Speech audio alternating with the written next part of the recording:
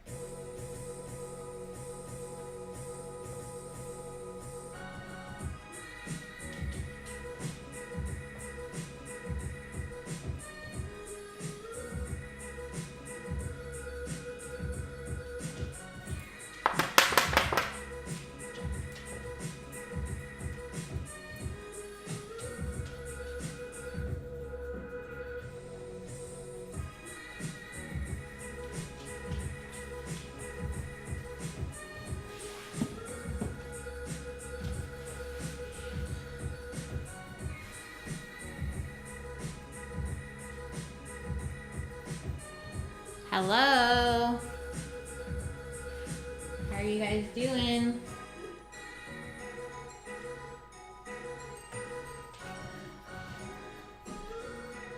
Amazing. Welcome everybody.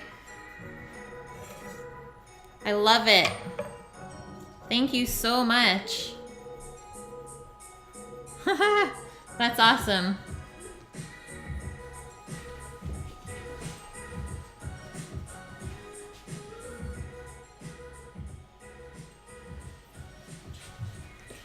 Thank you so much, Cookery Nation. I am doing great today. Super excited to start making some ginger beef with you guys. That's awesome, Butt Burglar. Love to all of you guys. Turn on another light here. Just getting some ingredients out still right now, but you can see a couple there in the other cam. Obviously, some ginger is gonna be in the mix today. Just gonna grab my beef out first. How is everyone else doing today?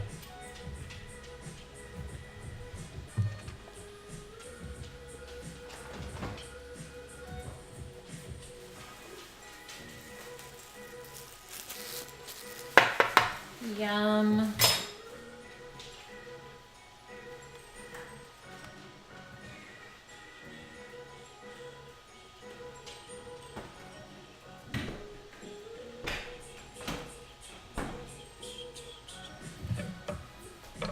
Great. Good to see you in here again, Rush. Oh, Mr. Cookery Nation, where are you located? I'm out in Vancouver Island. I don't know what's going on, Amy's. I just got raided, and here we are. Welcome everyone to our onion-loving stream. Ontario, nice. That's where my boyfriend's family lives. Amazing. I actually just visited there in October. Did a lot of traveling all around Ontario. Super fun. Went to Wonderland, rode some coasters, ate a lot of good food in Toronto. Or Tirana.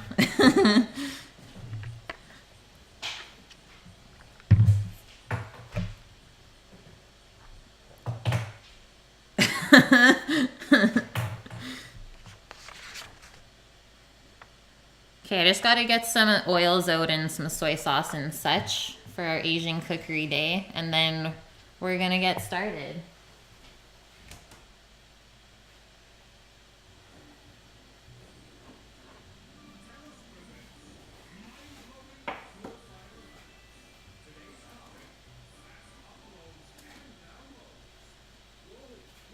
I don't have any soy sauce, so I'm gonna use Bragg's today. I got that leek today, Oma. I was like, I need a leek. I have to add that.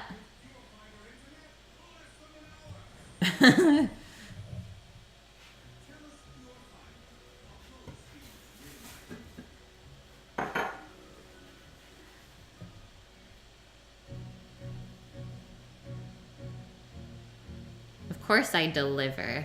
Of course.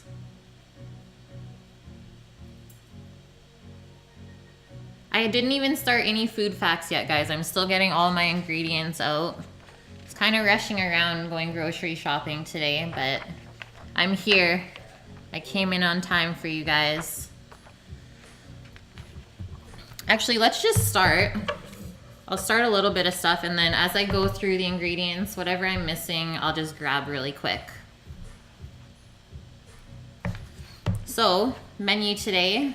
I don't know if you guys read the title or not, but crispy ginger beef going down. It's gonna be delicious. We're doing everything from scratch. And then I'm gonna do a chicken fried rice alongside. And then a chili garlic bok choy, just a really simple side to go with everything else. We don't want to confuse too many flavors today. And I'm guessing the timeline, if you were to make this start to finish, would probably take 1.5 to 2 hours total. But I am making 8 portions, so that would probably take you half that amount of time if you're making less. But some of the viewers here know that I like to cook quite a few leftovers for lunches and stuff, so that's how I roll. And it's also a lot easier to cook like multiple portions at one time than cooking one meal and saying, oh, I want to make this again tomorrow. So we're just gonna keep our time under control and make some delicious food today. So ingredients, there are quite a bit. Obviously, Asians have a lot of flavors in their food, but that is what makes it so delicious. So here we go. I'm just gonna list them off. If you guys wanna cook along or make this again, feel free to write them down or send me a message and I can send you the recipe afterwards. I know, Thick Thursday. We're almost there. See ya, Berserk. Have fun cooking, whatever you're doing. Ooh, Spinnaker's is so delicious. So I don't actually have anything from Spinnaker's, but I do have a really nice Big Rock beer. So I actually used to work at Big Rock Brewery in Vancouver. I'm sure you guys will appreciate that. Yeah, Canada. I was the pastry chef there. And Vancouver just got way too expensive and crazy to live there, so I decided, hey, let's change it up and move over to the island, start something new.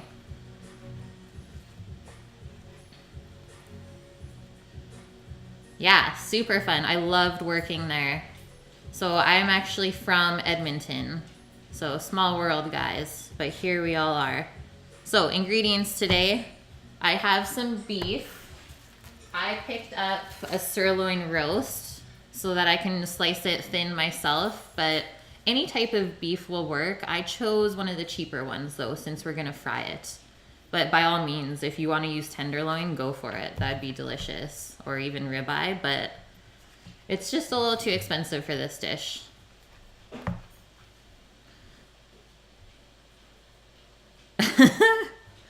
Yeah, White Ave, woohoo! This is awesome, guys. Okay, so beef is there. That's quite a bit. I'm probably only gonna use 1.5 roasts. We'll see how it goes. And then for dredging the beef before frying, I got some rice flour, but you could also use cornstarch. That works just as well.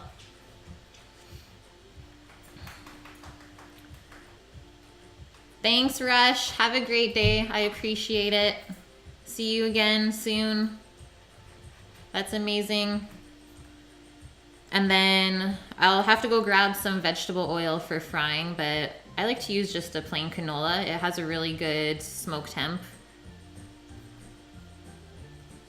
Nice. So I actually went to Nate for my culinary course. I did the 2-year program and passed with honors. Loved it so much. That was 7 years ago. And then obviously for our sauce, I have some ginger and garlic over on the counter. I brought a leek in instead of an onion today for our fried rice. Oma gave me a challenge to use a leek today, so that's what I'm gonna do instead. Peanut oil, that would be probably the best thing to fry in. Like, you can't beat that flavor, but it is a little bit hard to find out here. And it is also a lot more expensive than any other oil. Yep, I love this convo right now. You're bringing me back. And then obviously our sauce is gonna be based with soy sauce and brown sugar. But by all means, if you guys can find like this thick sweet soy sauce, I would definitely use that instead. I just couldn't find it. And then I think I'm gonna throw in some Chinese cooking wine or mirin, just for a little bit of a different flavor. And for our fried rice, I am going to add some carrots, peas, and I bought some baby corns to throw in the mix today. But fried rice is like the greatest vessel for anything. Just use up whatever is in your fridge. And I also have, so I have some extra chicken that I pulled in the fridge. So I'm gonna chop that up and throw that into the rice. And then no fried rice is complete without eggs, I think. So we're gonna scramble up some eggs first. And to finish off the rice, I think I'm gonna just do a little bit of sesame oil for some nice nuttiness. And then our nice bok choy. I have a pre-made chili garlic oil. So I just steeped chili flakes and garlic with, I think it's just canola oil for probably an hour to 2 hours. And then blended it all up in a blender, and I just have it in a squeeze bottle.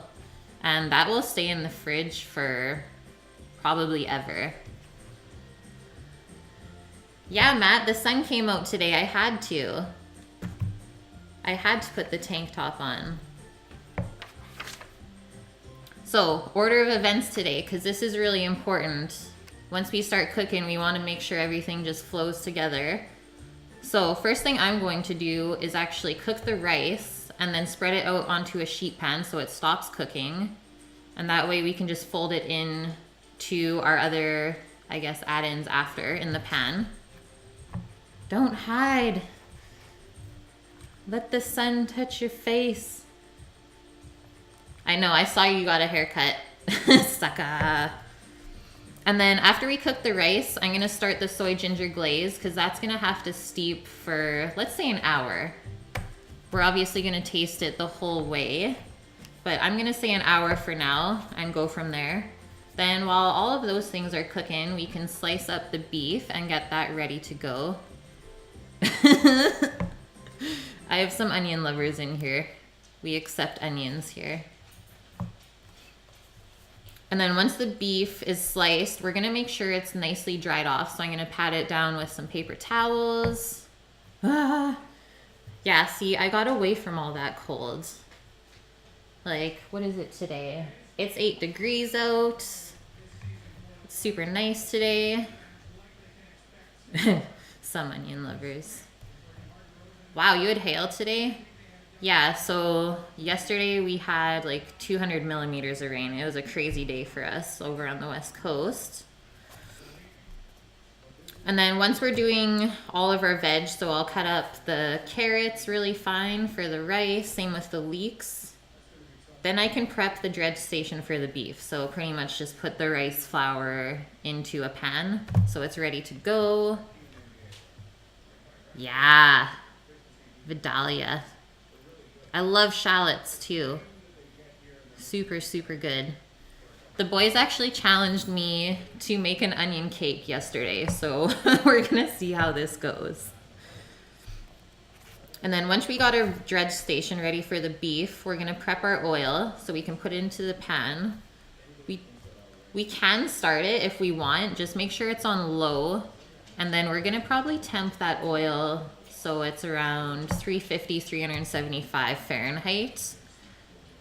It's really important to keep your like frying oil at a constant temp so that your stuff is crispy on the outside and really juicy still on the inside.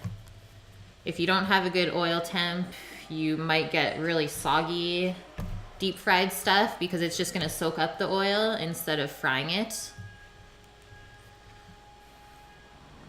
Hello, Hunted. What is up? My pepper grinder. I think it's actually from the Bay. Trudeau. Yeah, I think it's from the Bay. And you know what? It's actually a Peugeot brand. Like, how fancy is that? But I'm sure you could find it on Amazon. And you know what? It's actually a really good pepper grinder. I've never had problems with it. Peugeot. Someone's saying it's Trudeau, but it's Peugeot. Okay, back to our order. So we're gonna prep the oil to fry, and then we can actually start making the fried rice. Because the beef's not gonna take long to fry, and then we're just kinda gonna glaze it with our nice soy ginger glaze once it comes out. I think so. It's pretty legit. You don't mess around with this one.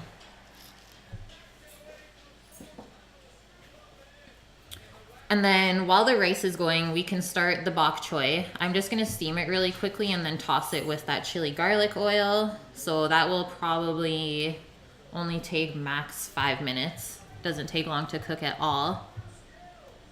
I know, like, who makes a Peugeot pepper grinder? It's the best thing ever.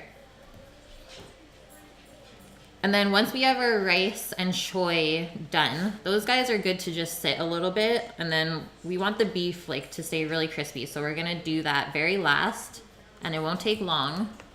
So we're gonna fry up the beef, toss it with the glaze, and then we can plate everything together. So there's a little bit of prep work involved, but everything will come together pretty quick. And I hope you guys are ready. So here's what Oma's been waiting for. Ginger beef history is coming right now. And this is honestly such a cool thing. All of you Canadians are gonna love this. So I was looking up ginger beef today, and it's actually a westernized version of a simple Chinese dish, obviously made from beef and ginger. It generally consists of deep fried strips of beef, coated in a dark sweet sauce. And the sauce is usually vinegar or sugar based, like the other Asian sauces, so that makes sense. Bok choy, I think I'm going to quarter them because they're super nice and small. I don't want to tear up the leaves too much. And then I guess I'm going to boil them instead of steam them, but only in a shallow amount of water. And then if you guys want, I can take them out of the pan and fry them with the chili garlic oil after. Stick to their suits in gelato. So, ginger beef. Some other ingredients obviously include ginger, garlic. We can throw in a little bit of chili flakes if we want it spicy today. And sometimes they garnish it with julienne, carrot, and onion, but I'm not gonna do that just because we're putting those things in the fried rice anyways, so we don't need to double up on our flavors. And as with many other dishes, the invention of ginger beef is claimed by several restaurants and chefs, because usually no food idea is from one person. We all like to just put our little spin on it. And the most widely accepted origin, are you ready for this, guys? Developed during the mid-1970s from a chef in Calgary, Alberta. So shout out to Canada. His name was George Wong, and whoever has been to Calgary, he worked at the Silver Inn. I don't know where that is. So yeah. Woohoo to Calgary. We made ginger beef. And honestly, like wherever you go in Canada, you can always find a Chinese restaurant that has ginger beef in it. I don't know why, but it's definitely a thing. Okay, on to fried rice. Really simple. It has many Asian origins. I'm not going to list them all off. There's a lot of different ways to prepare it. And as a homemade dish, if you're making it at home, fried rice is typically made with ingredients that are left over from the fridge. So it's great to just throw whatever you want into it. And it's also common to find the fried rice at street food vendors in Asia. And they love to just roll their cart around and find the busiest street and sell cheap amounts of fried rice. It's awesome. I love the street food in Asia. And plus you get to watch them make it in front of you, so you get dinner and a show. Okay, lastly, bok choy. If some of you have never heard of it, it's a type of Chinese cabbage that doesn't actually form tight heads, but rather smooth dark leaf blades with juicy stems. It's really fresh tasting, I find, and it doesn't have like that strong cabbage flavor or aroma when you cook it. It's really mild. You've been there? You went to the inn? The Silver Inn? That's amazing. Good for you. So, we can start cooking. We're ready to go. And I'm just gonna shout out all of these follows right now. So Charlie St. Monica, thank you, sir. Mama, I see you. Cookery Nation, you're the bomb. Thank you for the raid and the follow. Berserk, good to see you in here. Geomap and Hunted, what is up, my people? You guys are all bringing me one step closer to my affiliate with Twitch. So I love that. Thank you all. And let's start making some ginger beef. Some of you know that I like to use a little book in front of me for my intros, but I literally have nothing else written in here for today. So I'm going off the record. But I got all of you guys in here to support me, so let's do this.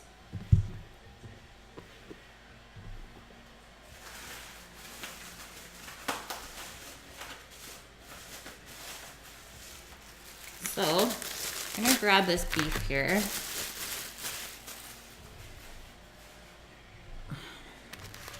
And I'm just gonna cut it up.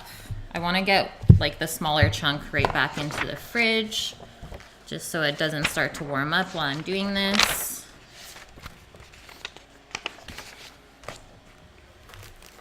And then we're gonna start onto the rice, guys. Some of you already have seen my method of cooking rice. It's kind of like an Indian method, whereas I really boil it hard instead of turning it down to a simmer. And that way it stays really nice and fluffy. So hopefully you guys will learn something new from that today.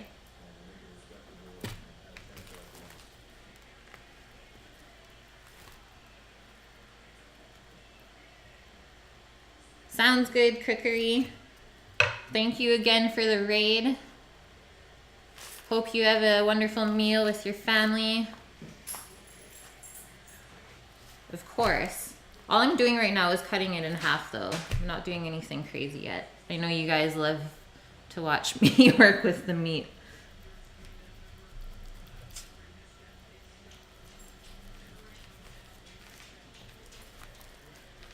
Oh, and a fridge update. It's working great. We love it.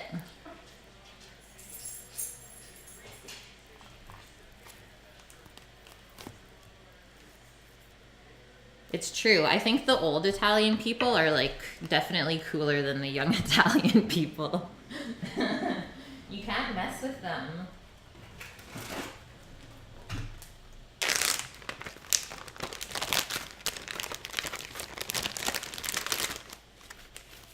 I just cut off this little piece here. So in total I have 2.4 kilos. So that little piece I cut off was probably 400 grams.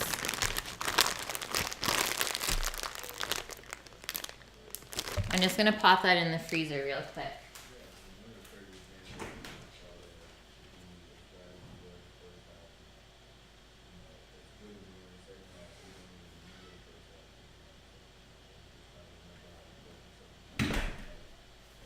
And wash my hands.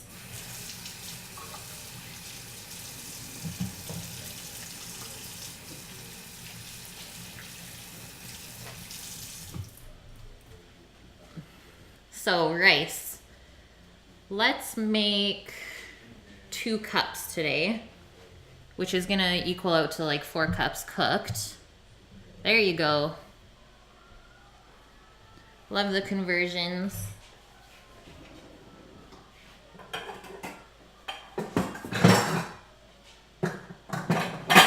So it's pretty much gonna fill this size of pot. And I think that'll be a good amount of rice because we have quite a few things to put into it.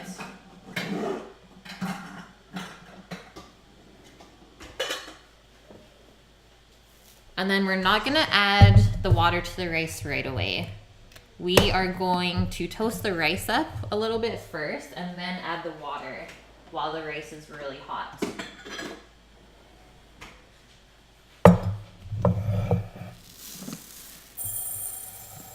And you could use basmati as well, but I'm gonna use jasmine today.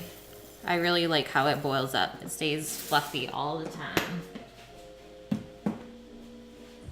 So I'm gonna get this pot hot first. every time. What if you don't have 2 cups?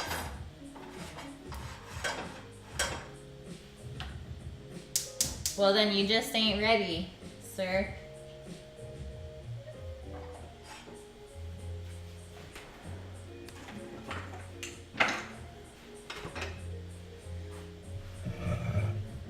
That's right, Oma.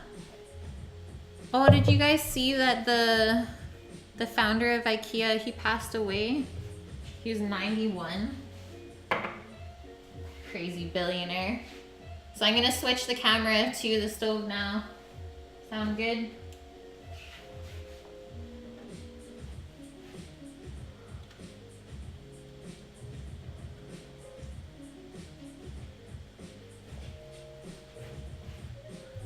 It's true, yeah, he did live till what, 91? That's nuts though.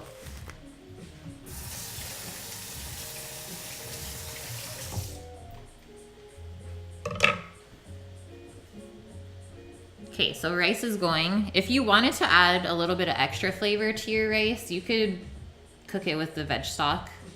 But I'm just gonna do it plain because we have so many other flavors today. Next thing, I'll need a pot for my ginger glaze. Yeah, I'm getting better at this.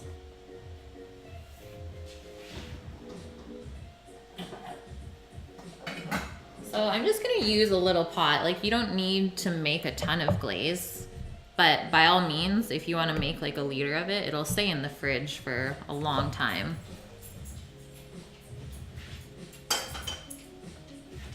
Pot is hot.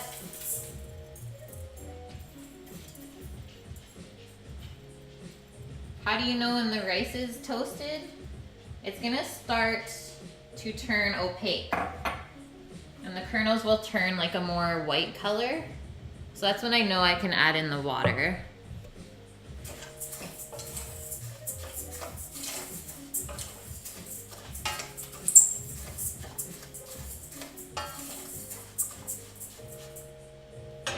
So just give it a good stir every couple of seconds, I guess, or minutes.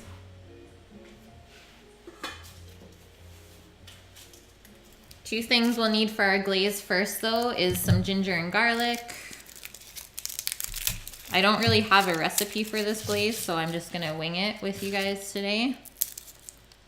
I don't want it to be too strong in garlic flavor either. Sweet, I love that. So let's do 2 cloves of garlic. That should be more than enough.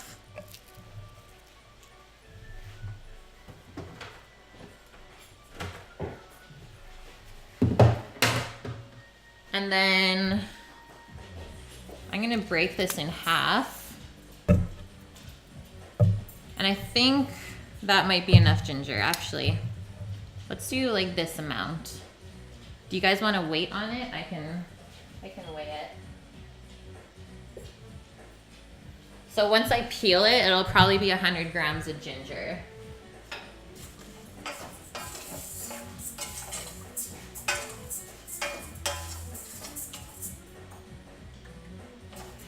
Oh yeah, there we go.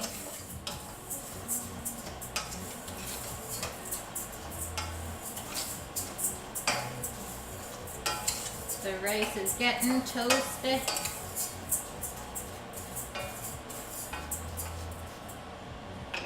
Okay, I'm just gonna pre-fill my cup of water.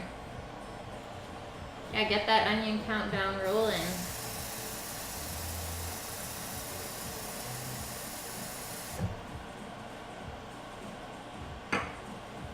And I never said this earlier, but you'll need 4 cups of water for your 2 cups of rice. For anyone who's a newbie at cooking.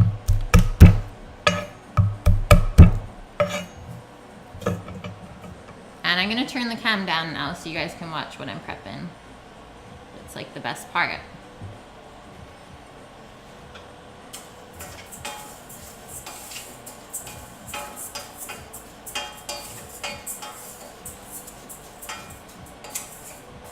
Okay, hopefully you guys can hear this sizzle when it goes in the pot.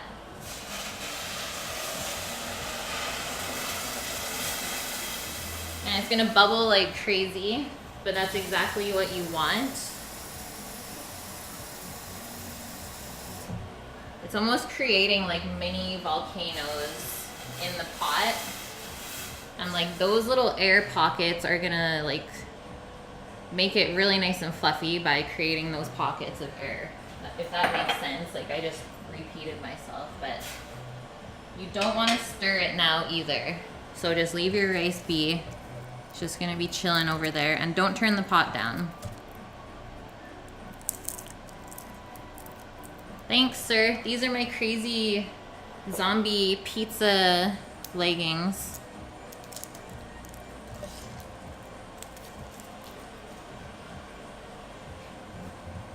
Okay, so peeling ginger. You can use a peeler or the back of your knife. I mean, you can use the blade as well, but you might just get a little bit more waste. So it's pretty easy just to scrape it with the back of the blade.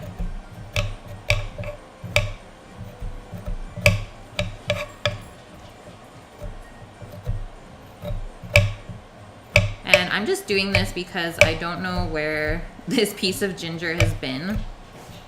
So you could also wash it and just slice it up because we're gonna strain the sauce anyways. But not everyone knows how to peel ginger. So that's why I'm here. Zombie pizza. Ainies, are you a Hawaiian fan?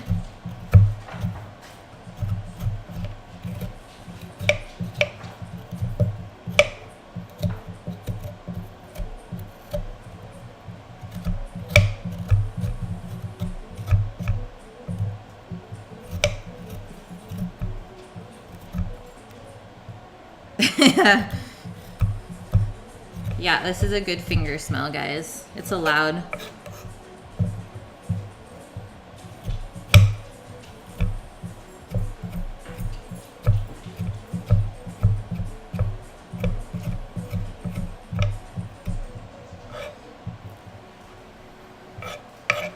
That's not a squatto correct, Oma. What's going on here?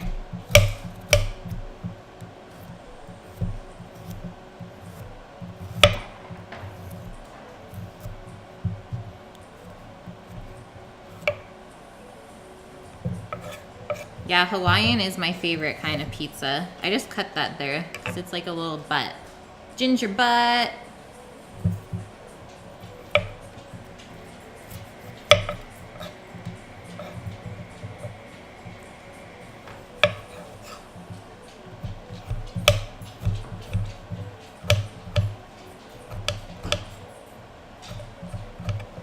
Okay, close enough. Just gonna take these bigger pieces off with the blade because they look kind of gross.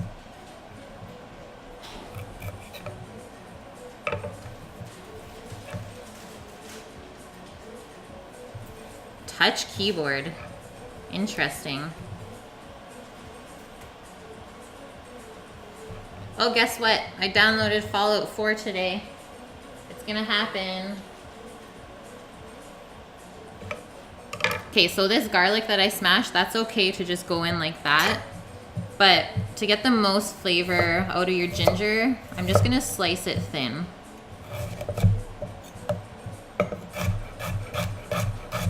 That way the sauce won't take as long to make. They don't have to be perfect slices either, because we're straining it out.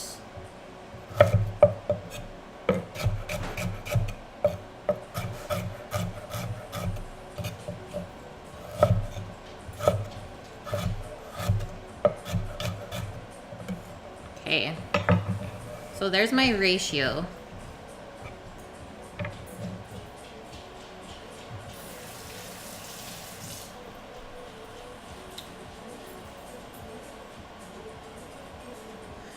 Gamey stream, maybe tomorrow. I should have quite a bit of time tomorrow.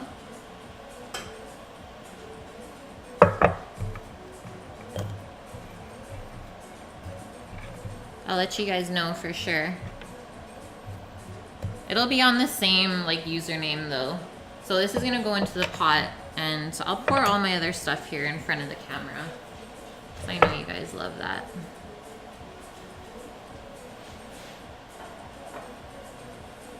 And the rice is boiling. They smell okay.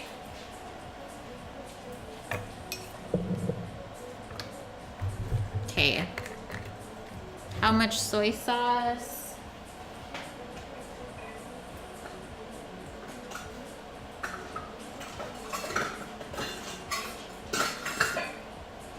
Let's see how much I have in this bottle and then go from there.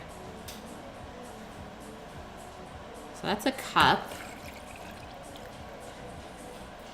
That actually looks pretty good to me. So a cup of soy sauce. Boom.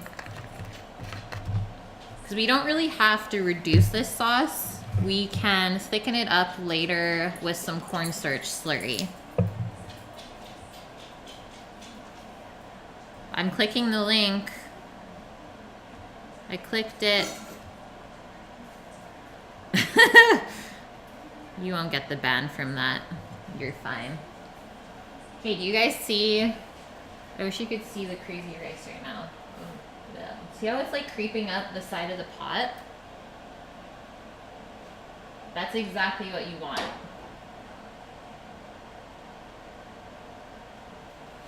And that's just gonna boil away like that. And then this is some rice vinegar. So just a little bit of tang. I know, it's weird when I measure with things. I don't know.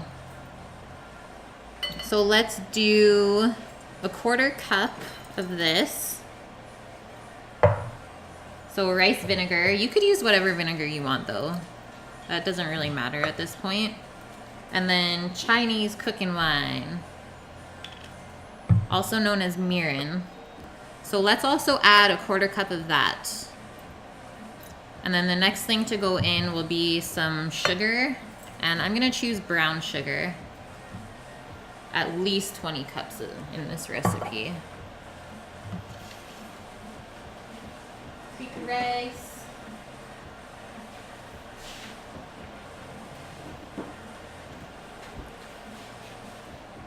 I wonder how this sauce would taste if we added maple syrup.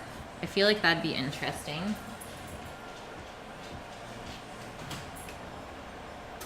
That would be like the most Canadian thing. So much taste. So nice. Okay, sugar. We'll need quite a bit just because the soy sauce is so salty. So maybe we'll start with 1/2 cup packed. And then taste it after a little bit, and I can always adjust it if I need to.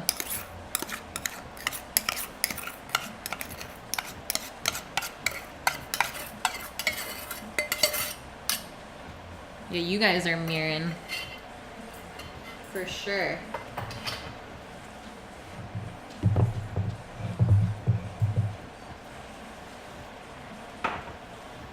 The rice is wild. I'm getting out the sheet pan for it right now.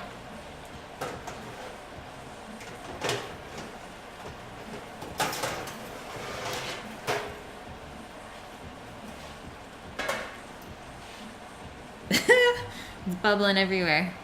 Okay, this is going onto the stovetop.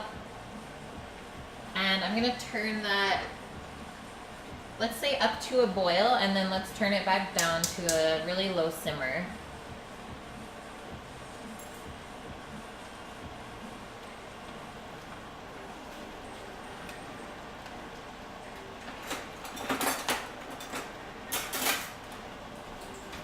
Then I'm just gonna give this a little stir so all the sugar is not stuck to the bottom, because that'll burn really quick.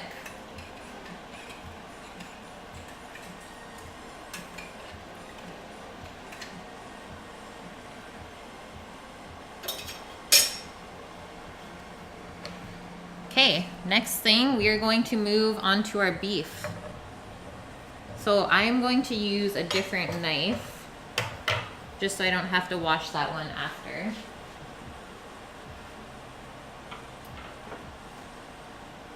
And you know what? I'm gonna get the really big knife out.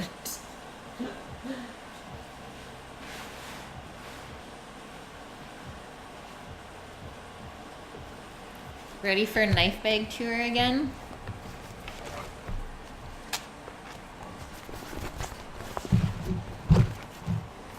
Okay, so we're gonna use this guy because it's the most sharp. And it's nice and long, so it makes it easy to cut like big pieces of meat.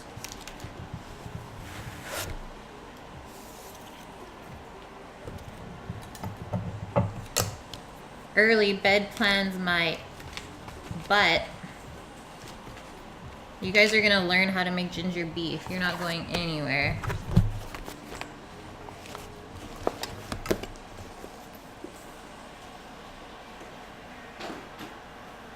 Okay, I gotta watch this stuff.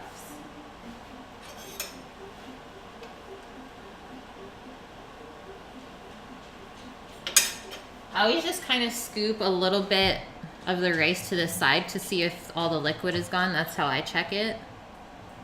Yeah, this is Dexter's knife bag for sure. I can usually tell the rice is done when it starts to do like a little clicking sound, like it's like sizzling away. That's when you know all the water is gone.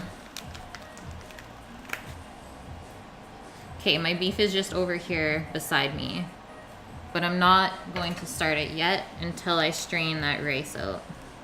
But I will put these pieces over here, and then I'll explain to you guys which way we're gonna cut the beef, because that's also important. You don't want tough ginger beef.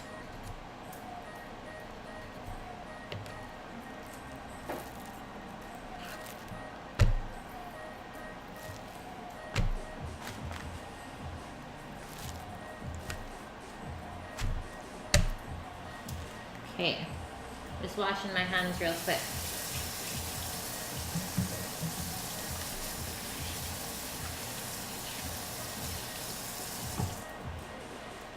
The rice is popping.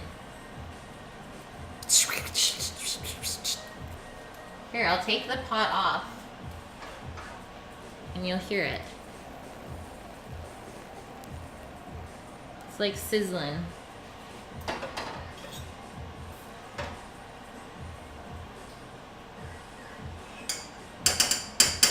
Like 1 more minute.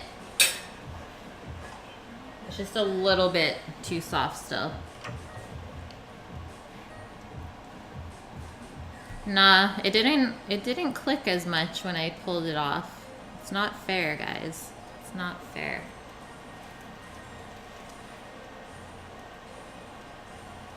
Okay, we're good.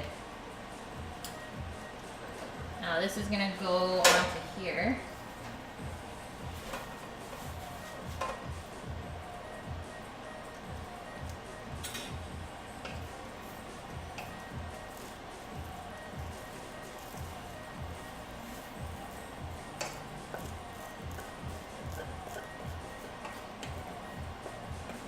And then just spread it out so that's not all piled onto itself, and that way it won't keep steaming and it won't go mushy.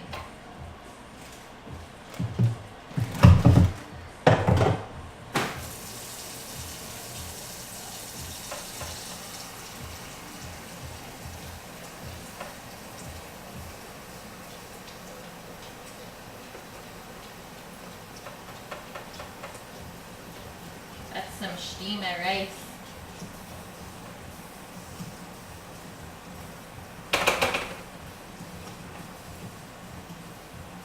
Bam.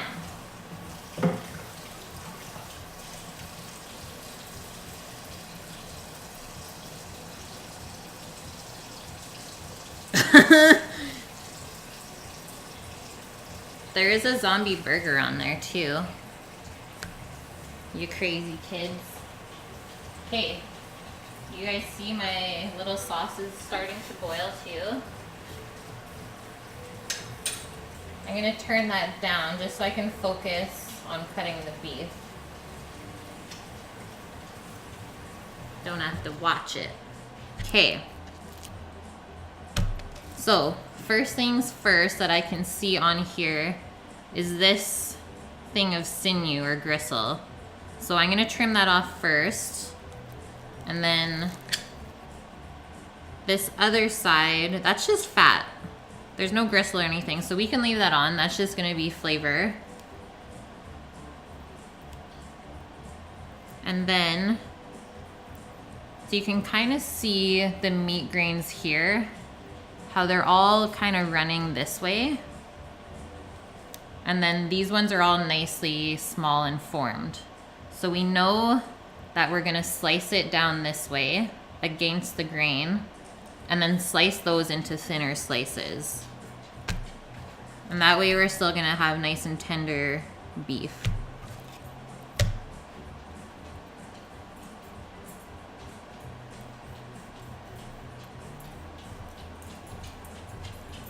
And then I don't really think you have to go too thin here.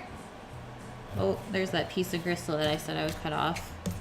But something like that, maybe like a 1/4 inch thick. And I'm just gonna trim this piece off first, because I don't wanna cut any of that into the ginger beef. If you like to save your beef scraps, go for it. But I'm probably not gonna save that little piece.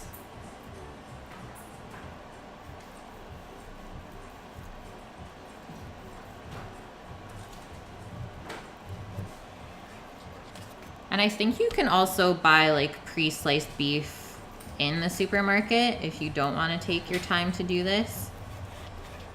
But like this is the stuff that you don't see behind the scenes in restaurants, so that's why I'm doing this.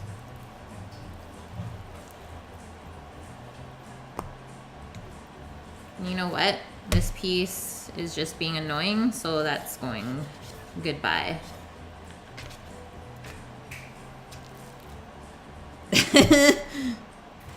You would go there. Don't make me slap you with it.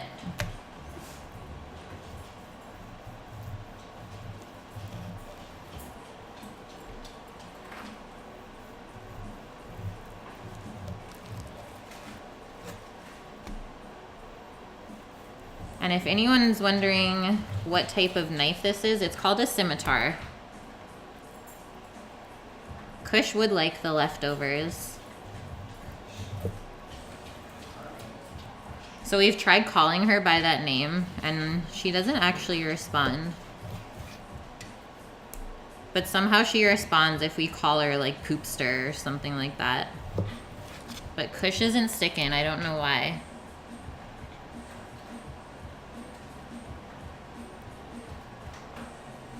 Oh. You know what? That piece is thin enough. That's okay.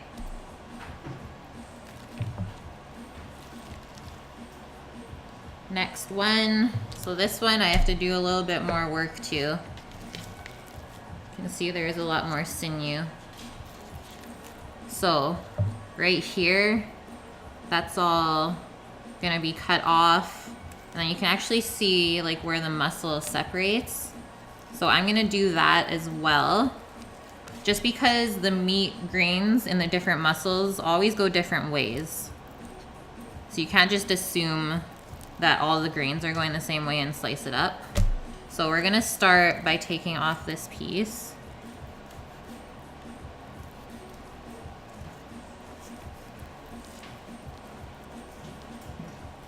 And I'm kind of just following where the sinew is separating it.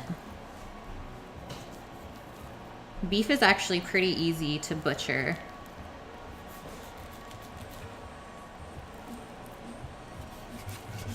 Most times you can just pull it apart and let gravity do the work.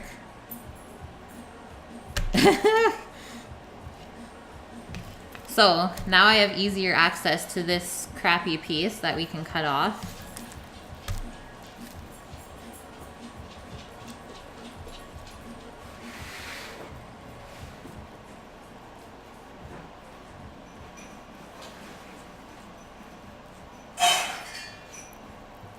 Holy, that's dark. So anything dark like that, that's okay. It just means that they didn't really bleed out the cow fully. They didn't do their job right.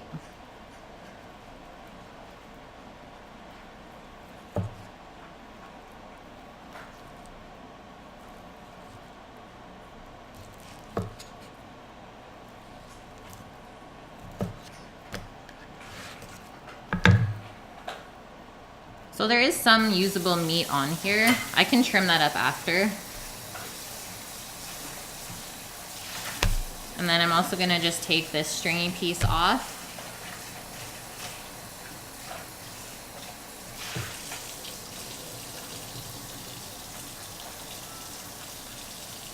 This knife actually could be sharper, guys.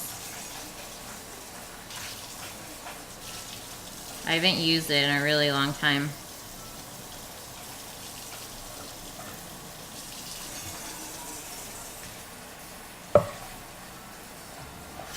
So, there's our beautiful clean piece of meat. No sinew on it. How's this guy?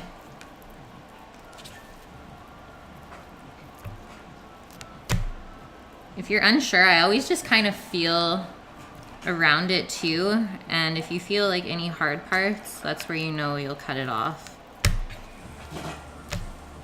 So like this muscle right here is kind of separate. So I'm gonna slice that.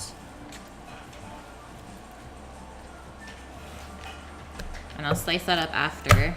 But now I have access to be able to cut this stuff off.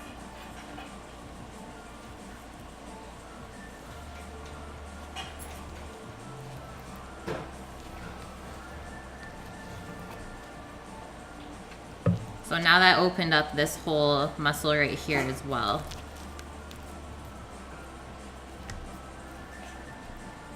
And then this is silver skin. That's not gonna cook out at all. So that has to go. It's gotta go. You'll find that on like pork tenderloin as well.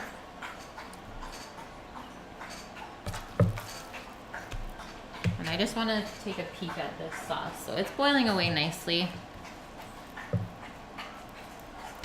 Yeah, knife sharpening stream, that'd be fun.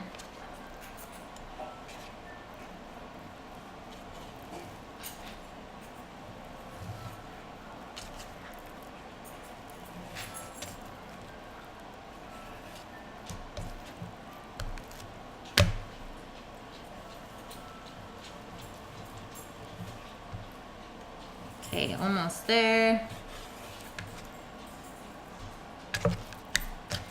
Okay, so there is the rest of that one. I'm just gonna trim off that little piece.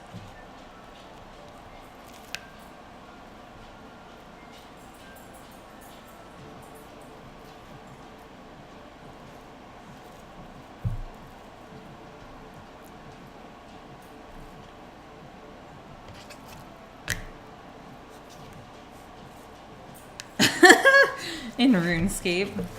Hilarious. I don't know, like, if it's longer than your arm, I guess it's a sword. So, this is like the greatest description right here. Look at the strings in that piece of meat. So we don't want to cut it that way. We want to cut it on this side.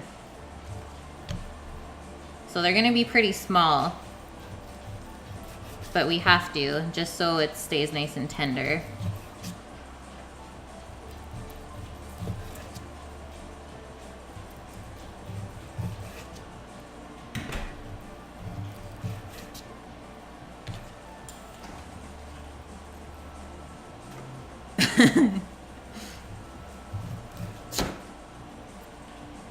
Have you guys heard from Stefan?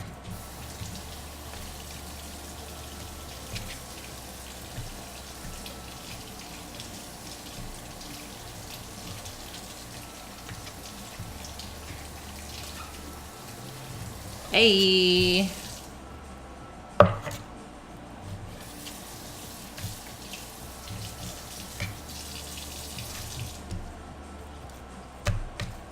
So same thing goes with this piece. So I'm gonna cut it on the short side across those grains.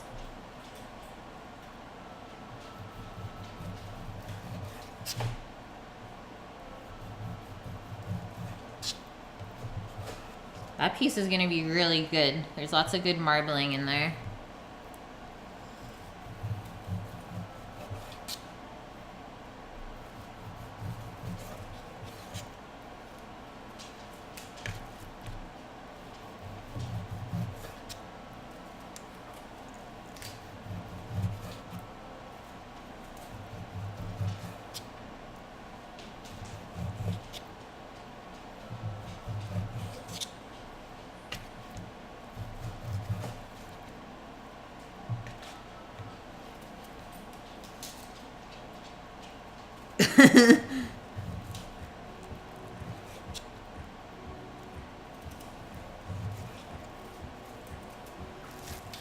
Okay, now this one.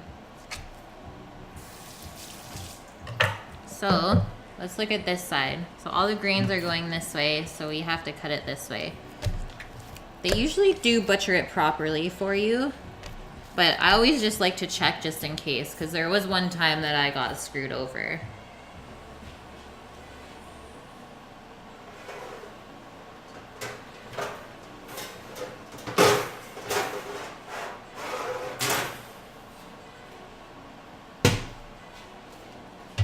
I'm just gonna put these pieces onto a sheet pan.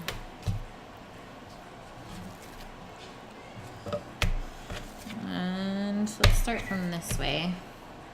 And just do slices. And then we'll slice them smaller afterwards.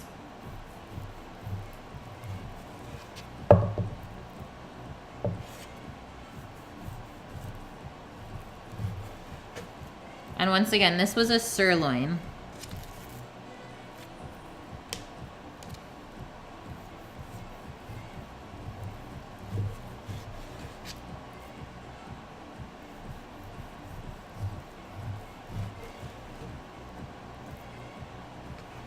The marinade is looking really good. I'm gonna give it a taste actually right now.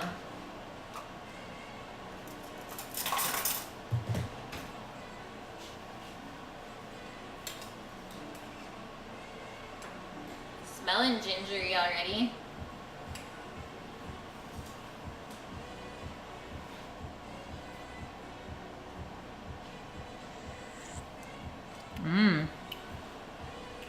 So it is really salty. So I know I can add some sugar later on. But I'll let it cook out a little bit more and see where I end up. The ginger might cut out that salt a little bit. But we want it nicely balanced between sweet and salty.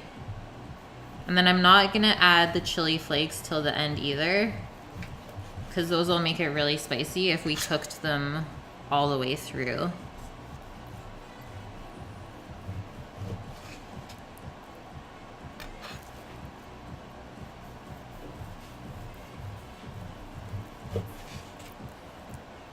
You just like when I stir the pot, don't ya? Affordable knife. Good question. So this one is Victorinox. That's a really good, I wouldn't say like cheap brand, but definitely a very affordable brand. I think most of their knives you can get for under $100. But if you're looking for something a little bit more durable, I would definitely choose Shun. A scimitar. So that's a Japanese style knife. A little bit more expensive, but definitely need to like sharpen them less and worry about them getting dull and stuff like that. Like I haven't sharpened that Shun since I got it. It's over 2 years old.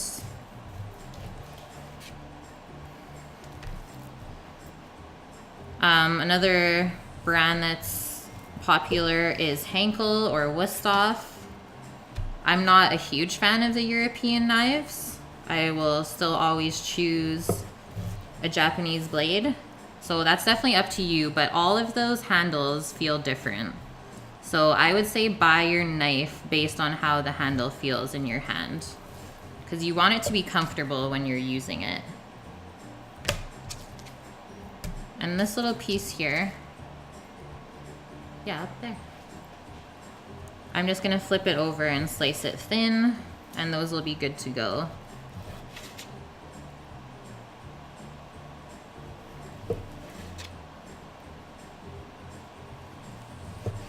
I have a Victorinox bread knife too.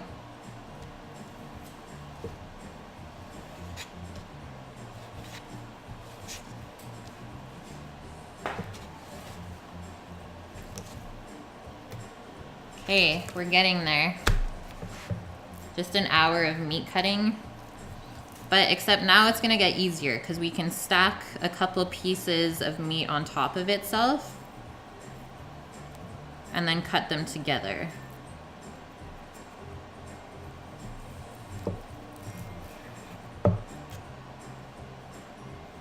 You don't have to make the pieces this long either, but they're gonna shrink quite a bit when we fry them, so just remember that.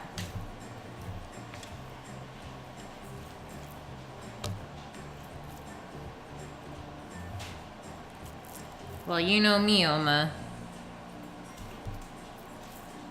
Go from Meatless Monday to butchering a cow.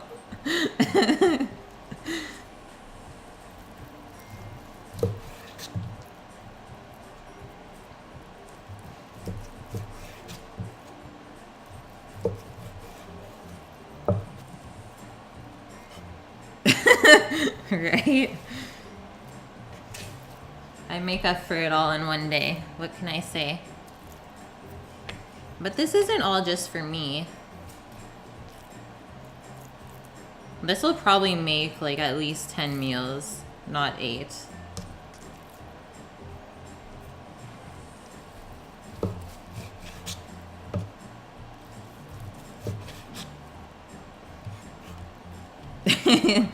It's true. You gotta live your life, you know. Do what you need to do. Okay, those little pieces are good. Yeah. You never know.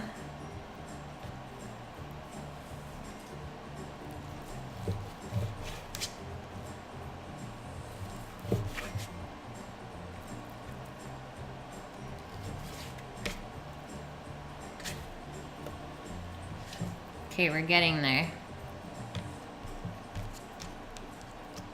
Okay, horse meat is actually a thing though. That's what mortadella used to be made out of. Fun fact.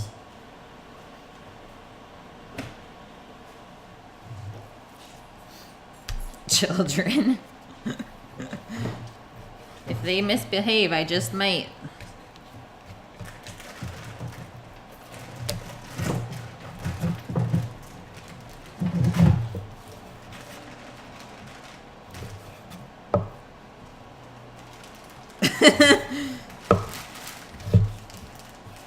What if I am a secret assassin on the side?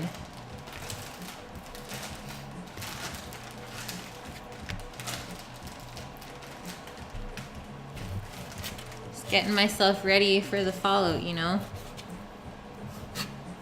I think I ate horse in culinary school too. Or we wanted to do something for like a feature, but then everyone complained and was like, no, that's not right. And so then it ruined all of the fun for us. But why not? Like...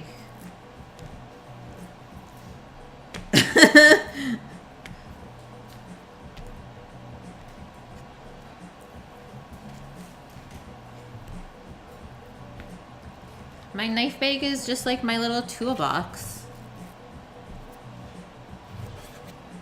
Instead of like wrenches and screwdrivers, it's full of sharp things. I can't help it.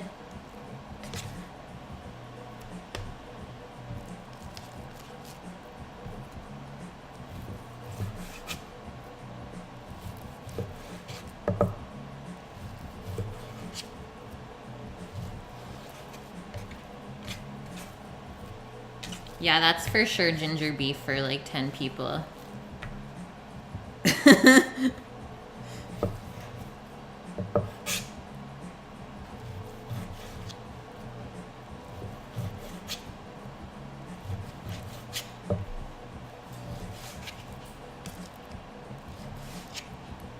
Okay, that's it. I'm finished. There's nothing left in the tray. We're good.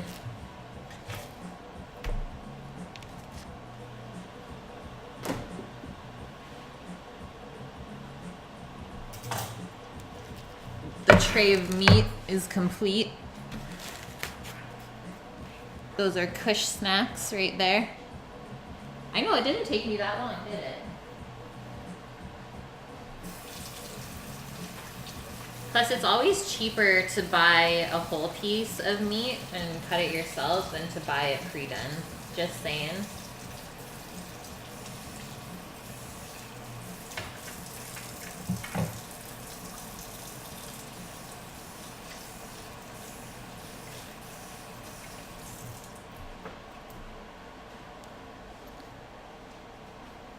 Zanstacks, Mew Mew, what's up? Welcome to the stream.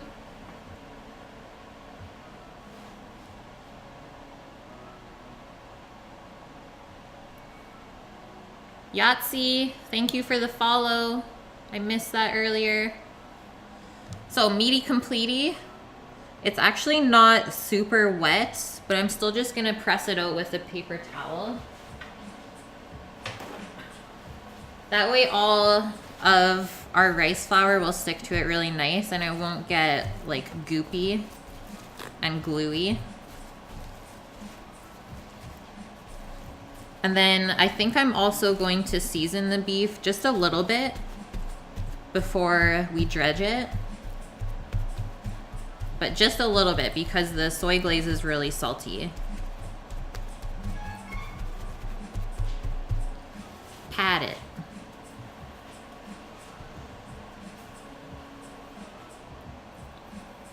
Okay, so next thing is to prep all of our veg. So this is just gonna go over here. And I got my carrots. So this counts as an onion or not? I would say it counts.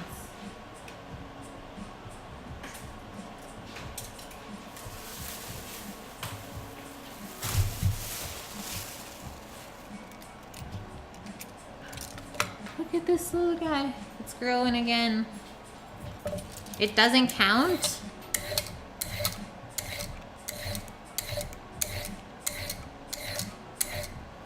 Well, then I guess you stayed here way too long then.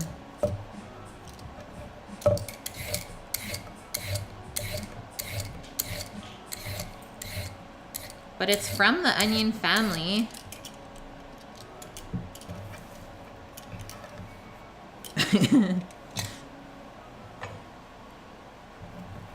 Okay, cut off our ends. Oh. So I need to complete the leek challenge and an onion challenge.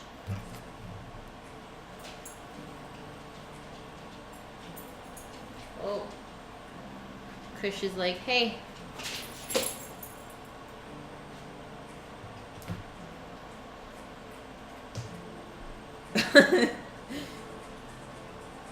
Girl. It's not good. I know, she's been waiting. Okay, so this is a really nice leek actually, because there's like no green on it. So all of this is usable. So I can redeem myself with an onion dessert. You guys are crazy. Hey, get your carrot. And then there shouldn't be any sand in the really white side.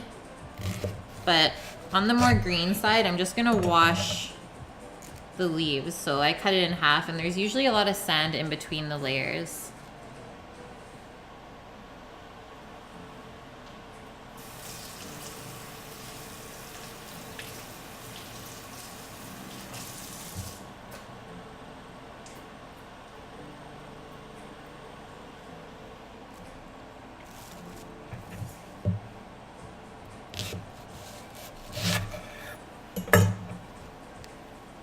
And I'm just gonna slice it into little pieces along this. You don't have to go super small for the fried rice because leeks are pretty, I guess, mild in flavor compared to a white onion.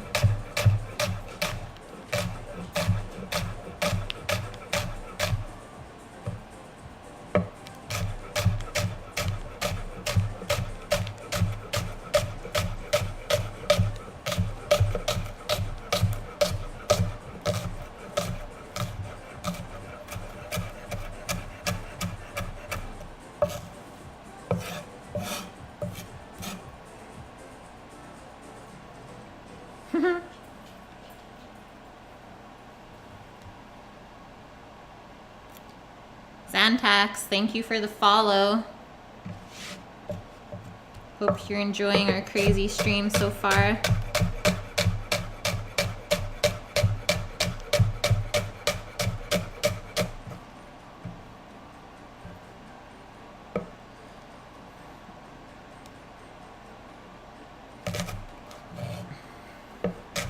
Yeah, my dog loves carrots. She's still just waiting beside me for them. She's a vegetable monster.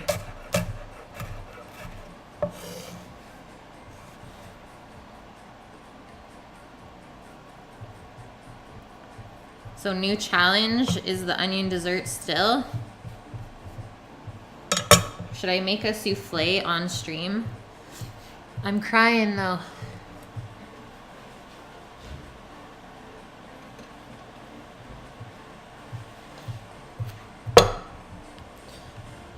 It's too hard, guys. I don't know if I can accept this challenge.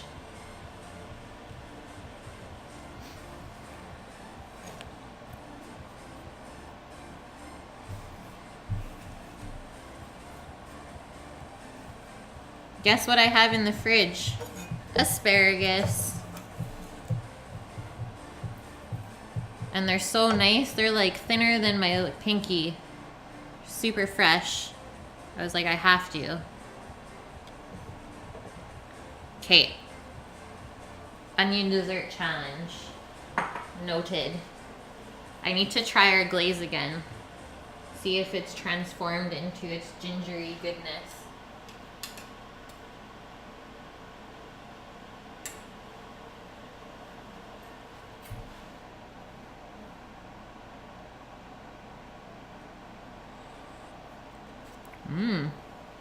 It's getting there. Okay, so carrots are going to be cut in half.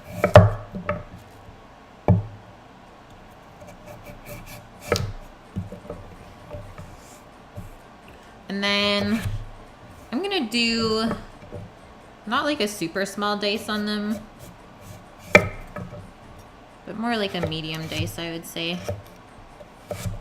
So you get like a nice chunk of carrot into your fried rice. Keeps it nice and fresh.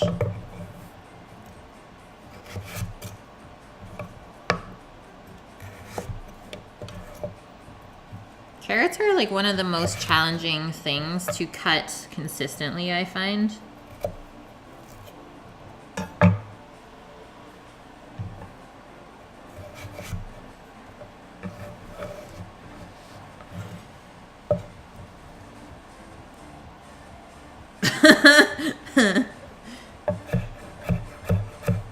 I need to cut off some snack packs for Posh. She's running.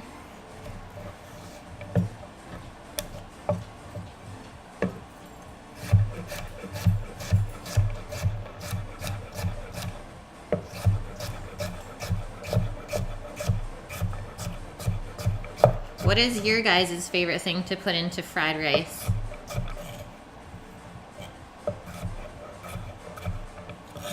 I've done like a breakfast style one before when I put bacon in it.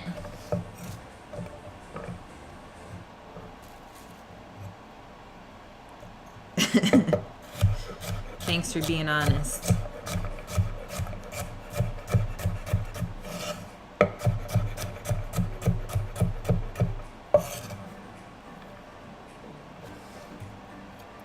Meat.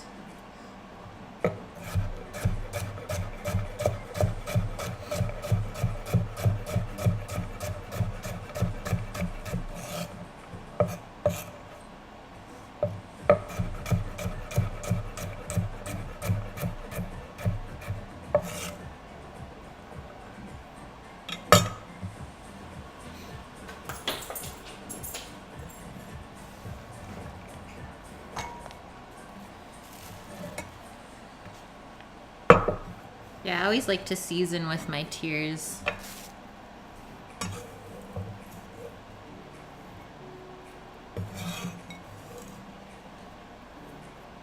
And I'm gonna put peas into my fried rice as well. So I can grab those from the freezer later when it's almost time to make it. Those don't have to come out yet. Hush. Oh, she actually caught that one. Okay, bok choy time. So sometimes this can be a little bit sandy too, like right near the stem at the bottom. So always make sure you give it a good rinse before you even start using it.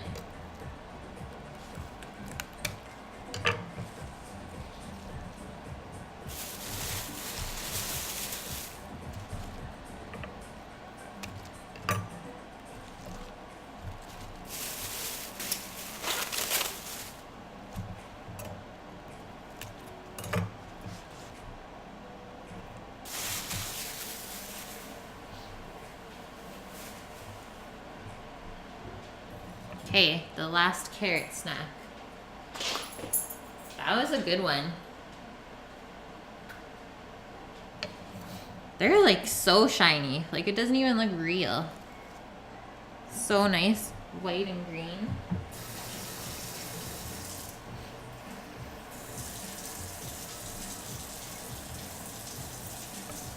These are bok choy.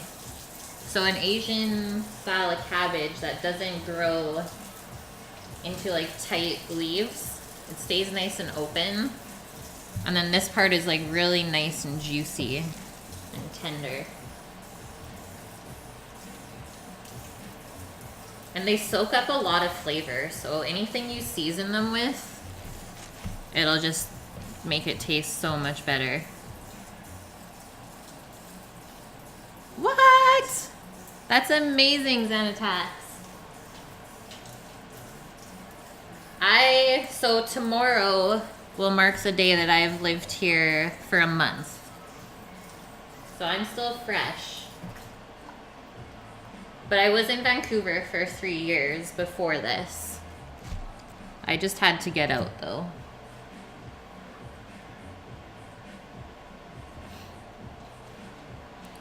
Pak soy? No.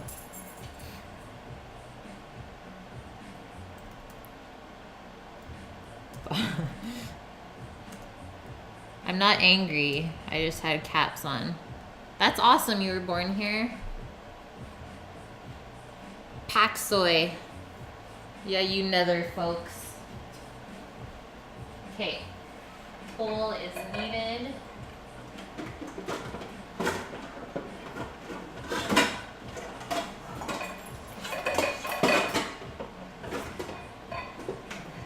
Can you send me some Stroop waffles?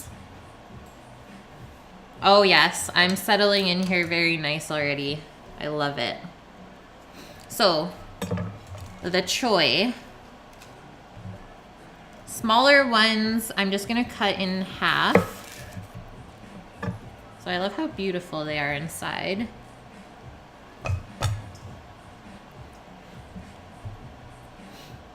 I ate a whole pack in like 1 day, Oma. I was addicted to them. They're so good. And then the bigger pieces I'll cut into thirds or quarters. Thank you, Xana.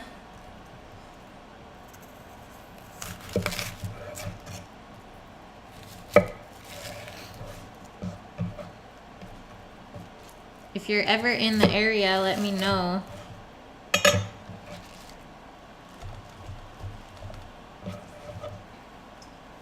That's a good challenge. See if the dessert lasts by the time it makes it to you.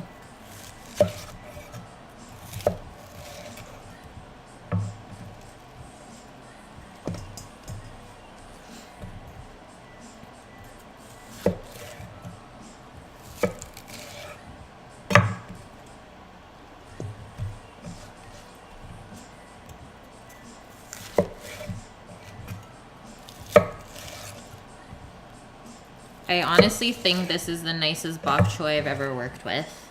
I'm not just saying that. Usually it's not this crisp. Like it's a little bit more mushy, I guess. And definitely not as green.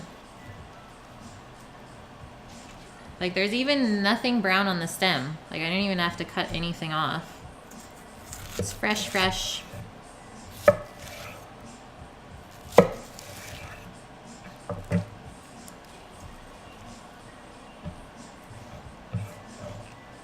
Okay, there's all of our bok.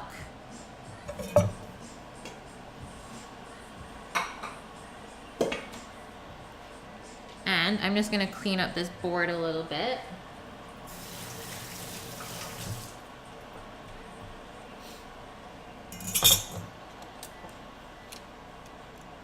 What?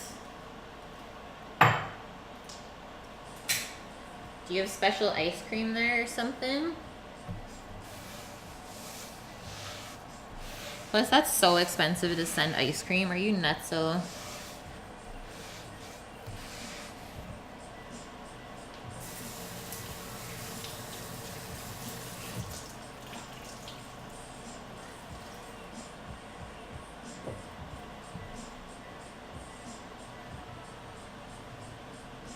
Ooh.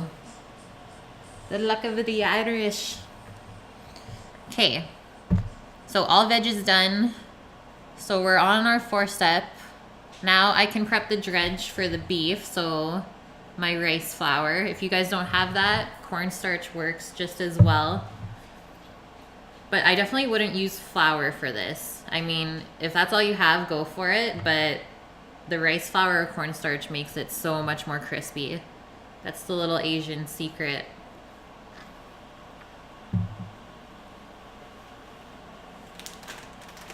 So I'm just gonna put this, let's say, into a bowl.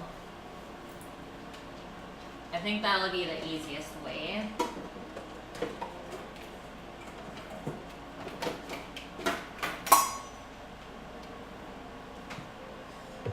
Like this.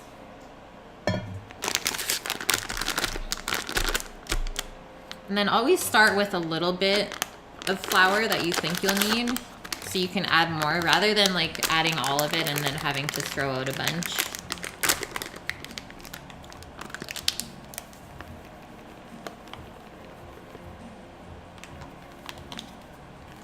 So I'm starting with about a cup here. Yay much. And then I can just leave the bag beside me if I have to quickly grab some extra. That works. Oh, you know what? I guess we should prep our baby corns too. The marinade is getting thicker. So let's taste it again.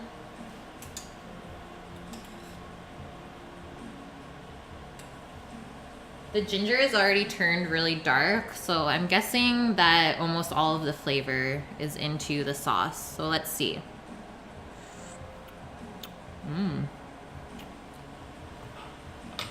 Yeah, I can turn that off now, guys. And I'm just gonna mix in my brown sugar.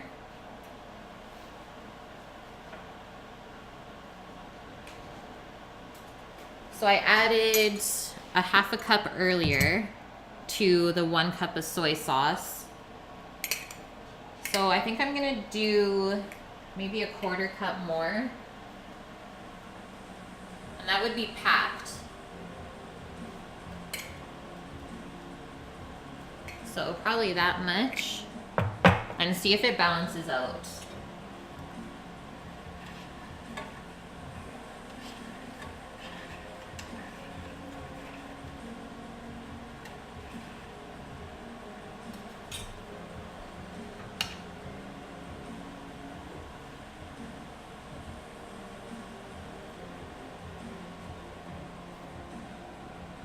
Oh, the sauce is gonna be a little bit spicy. We'll add the chili flakes when we toss the beef in though. That little bit of sugar made such a difference. It's true, Oma. It's true. But I'm gonna add like 2 more tablespoons and taste it again. So it's still a little bit too salty still. So I'm just gonna go ahead and say make your sauce equal parts soy sauce and sugar. Because I feel like that's where we're at now. But I didn't want to make it too sweet.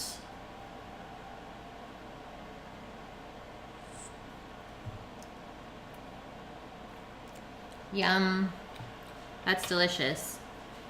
So I'm gonna let that sit a little bit before we thicken it. That way all of the ginger flavor is going to get into it while we continue making the rest of our stuff. At this point, it's just gonna steep. So it's kind of like a tea. We can just let that sit there and nothing bad's gonna happen. So let's open our corns up.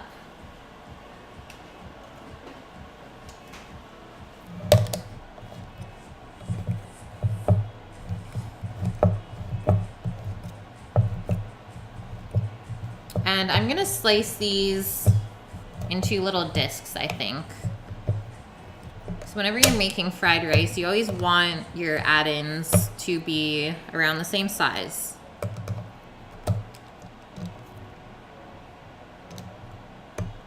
And this can doesn't want to open for me. Oh, there we go.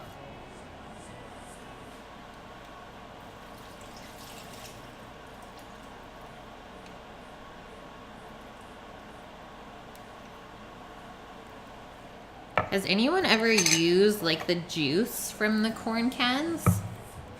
I wonder if that would be good to make something. Like maybe a polenta? Like make it really corny flavored? I don't know. That's my deep thought of the day. What do we use corn juice for?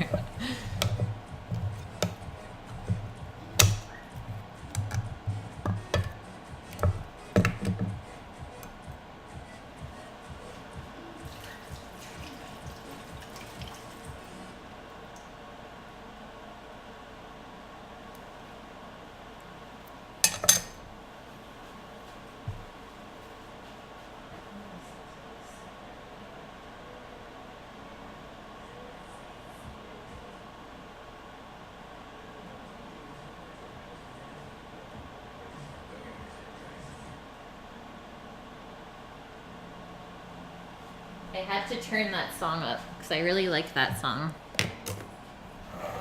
Had to reverse it. Okay. Corny corns. I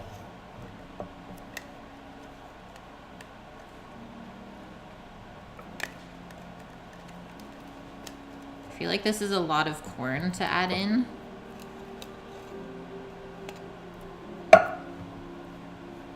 But fried rice is whatever you want it to be. So we're gonna carry on.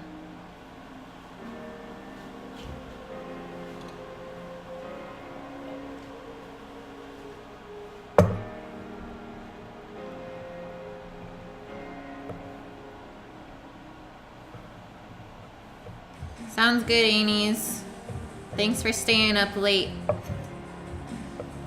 You know I always appreciate it. And I'm sure you'll watch the rest of the vid tomorrow. Or at least catch the end so you can see what it looks like. Alright, boys. You guys have a great night. Tomorrow I'll be making a pesto chicken pasta with homemade ricotta cheese. So stay tuned for that.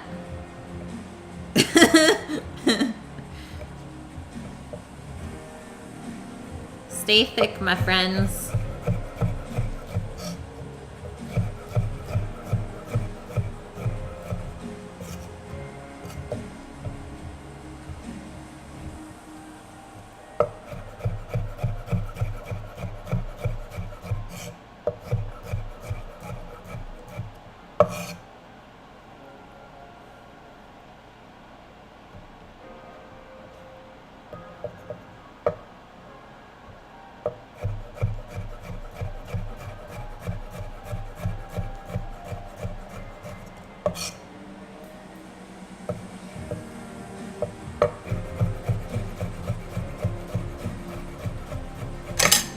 Whoop.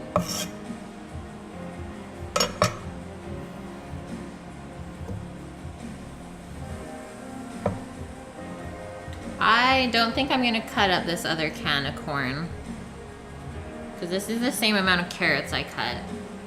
So I don't want to overpower my dish at all.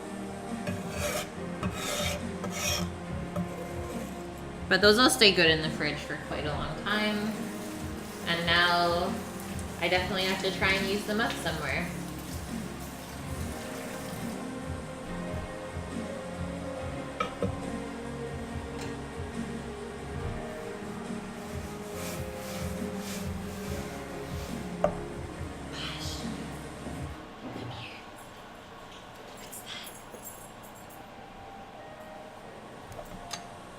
Okie dokes. So now all of our vegetables are done.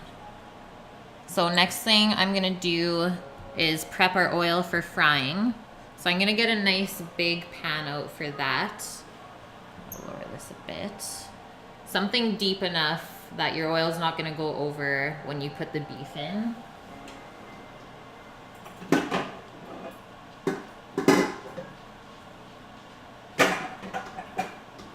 So I have this pan here, that's gonna work great. By all means, if you have a wok, go for it and use that. Like, that'll work the best. And then I'm just gonna go grab my canola oil real quick.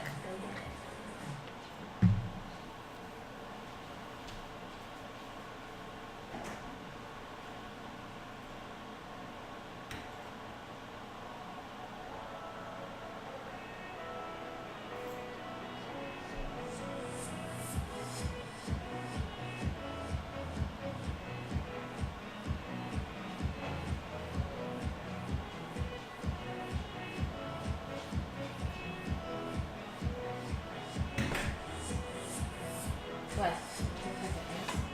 Yeah. Boom. Biggest thing of oil ever. So this is 3 liters. Ice everywhere. But I don't think I'm gonna use this full 3 liters. Maybe 2 max.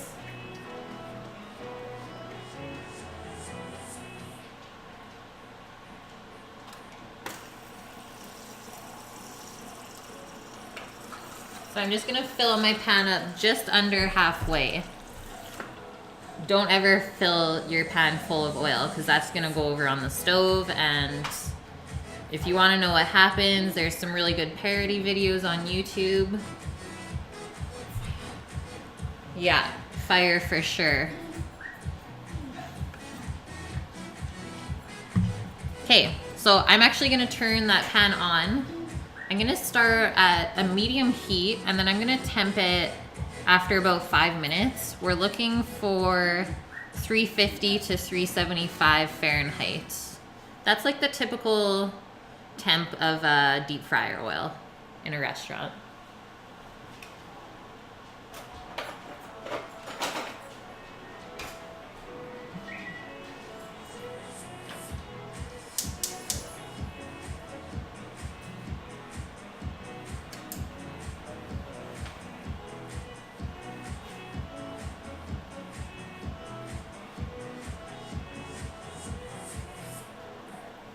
I just had to pick up carrot pieces that my dog chewed up, and I'm walking on them now.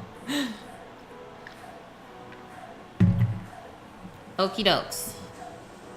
So, I'm gonna dredge the beef now while that's heating up. That way it's good to go once it's hot.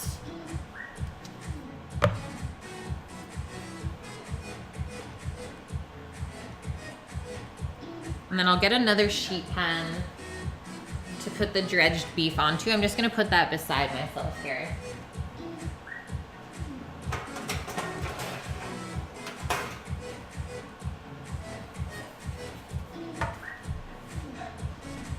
Actually, you need something big enough so that the beef's not sitting on top of itself, because the moisture is gonna get drawn out by the rice flour and you don't want it to get super sticky.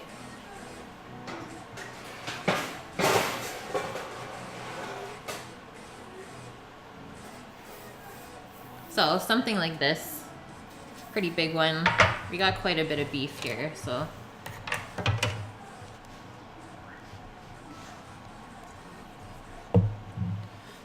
So here's my little station.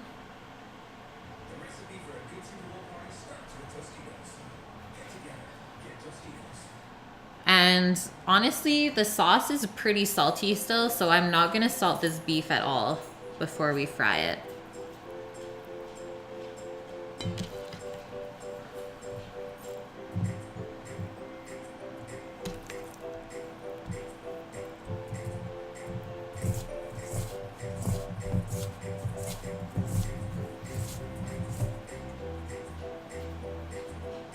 So it definitely gives like a different texture than flour when you're dredging with rice flour. It's a lot more dry. So that'll make it really nice and crispy when it comes time to fry.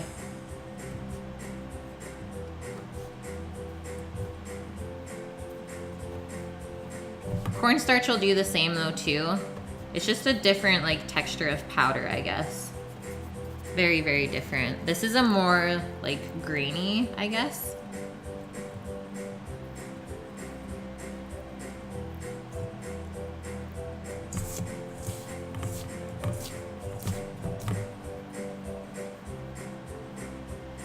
And this is actually a lot less messy, I'm finding, than if you were to use flour. Flour gets really sticky, but all of these pieces are staying really nice and dry. So this is gonna be great.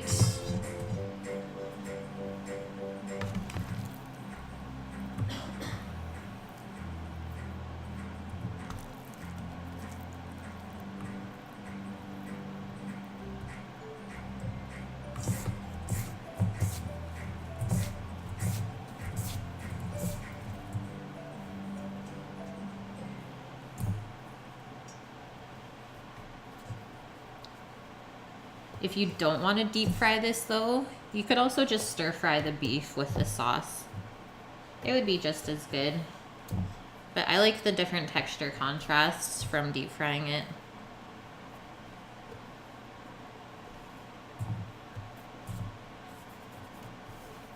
And plus the dredge usually soaks up like all of the sauce too.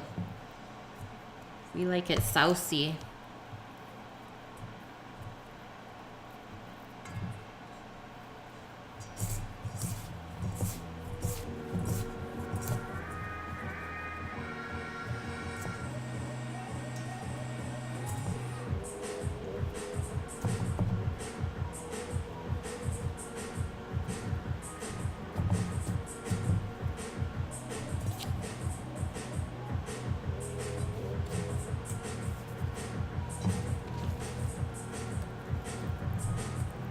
This is kind of mesmerizing, I have to say.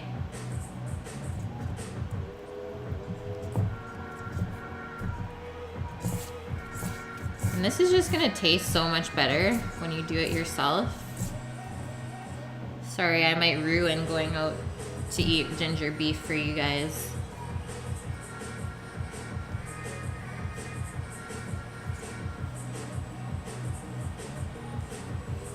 So we're almost out of room here on our sheet pan, but I'm just gonna create another layer and rip off some parchment and put it on top.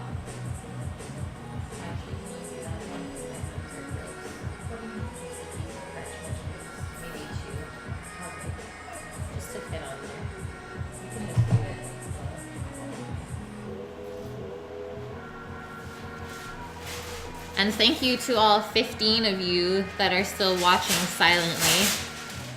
Love you guys. Hope you're learning something here.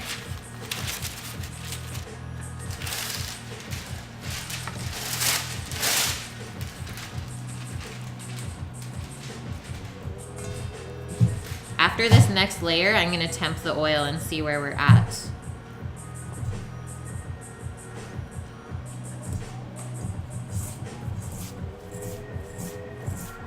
It'll be okay to stay in the pan for probably at least an hour at the certain temperature that we're looking for. Like, nothing's gonna happen if it just stays on the stovetop hot. That's the best part.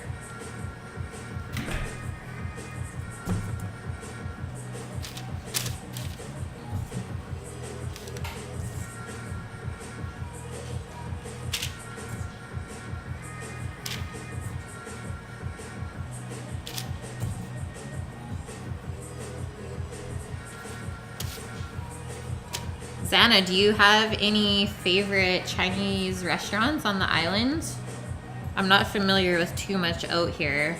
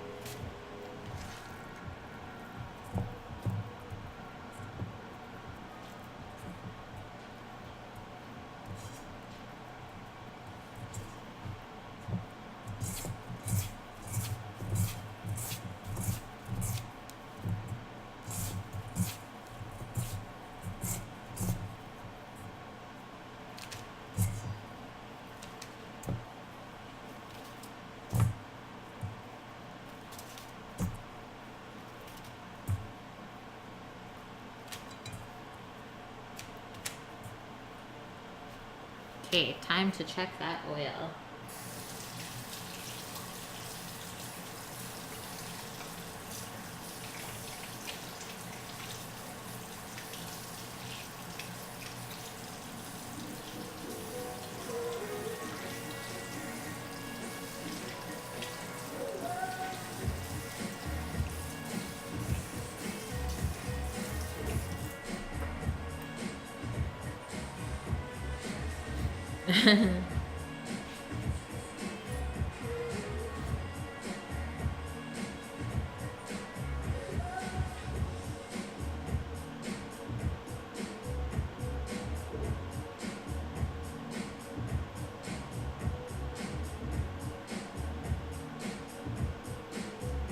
So oil's about halfway there, guys.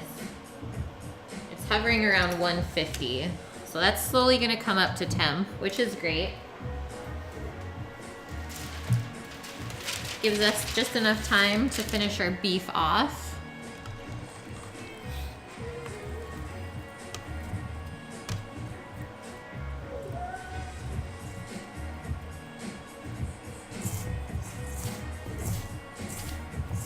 Ooh, interesting. I'll have to check it out after this. I'll look it up for sure.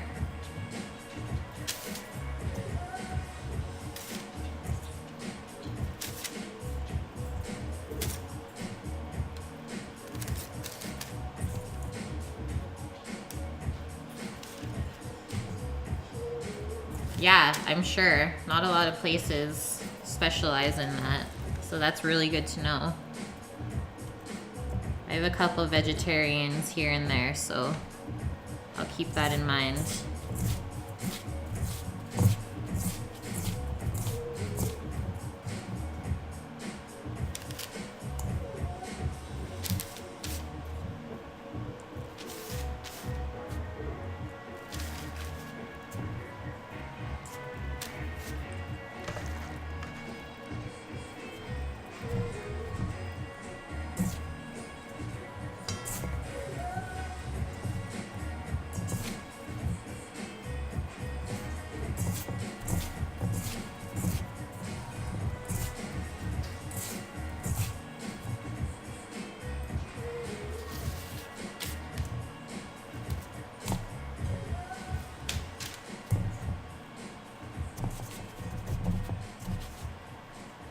These are gonna be like such good pieces right here. All of that surface area for the sauce.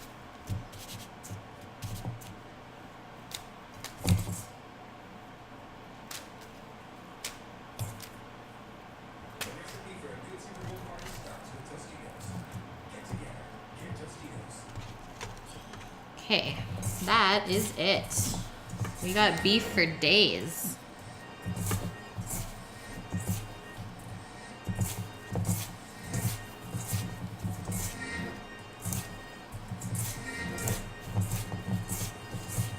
I also think I estimated a good amount of the rice flour. I did about a cup here for 2 kilos of beef. And I won't have much left over, so woohoo.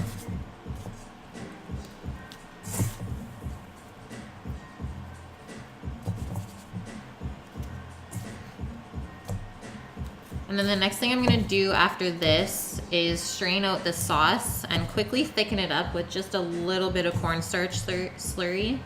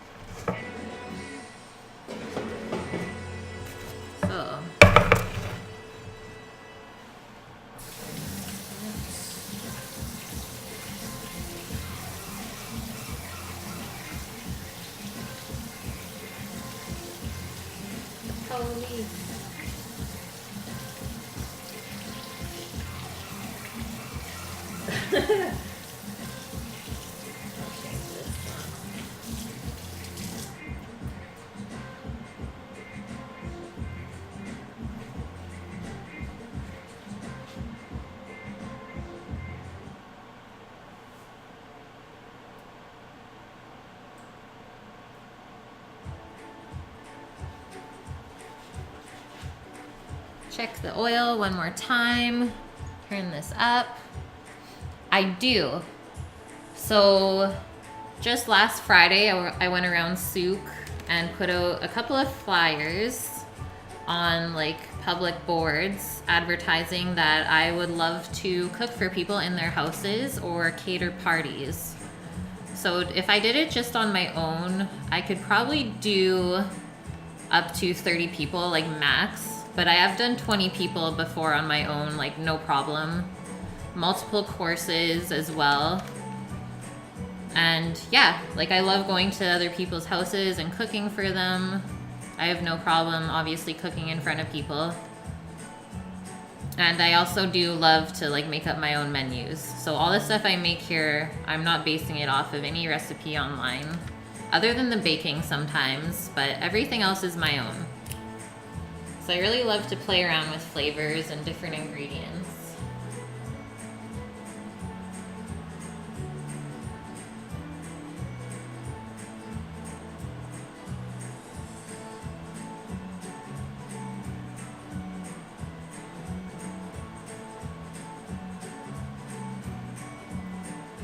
So oil's climbing. It's around 210 now, so that's great. And it's time to strain this sauce out.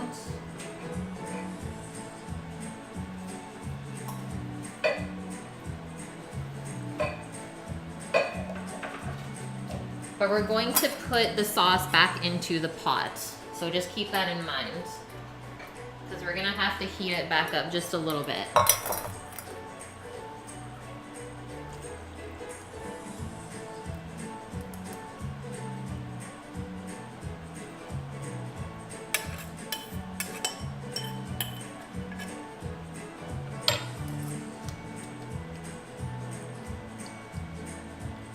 So I made about just under 500 mils of sauce.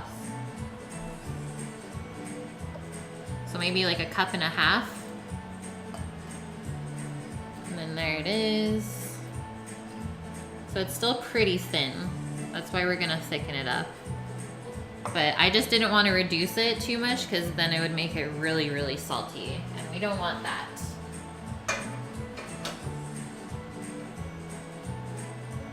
So we can put that just onto a medium-low heat.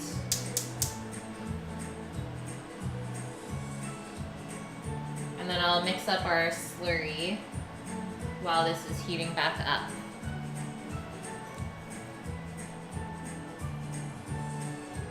Oh, that's a really good idea, Yahtzee. I never thought of that. Because I live in a pretty small town now, so everyone's really tight-knit, and I'm trying to get myself out into the community a little bit more. So I'll definitely keep that in mind. That's a really good one. Because I know they do like to party and have really good catered events. That's what my last job was. I worked at a catering place in Vancouver. We had about 30 staff all the time in the kitchen.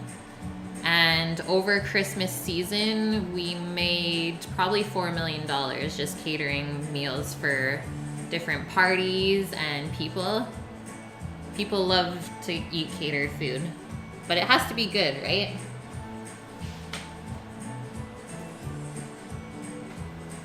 So, cornstarch.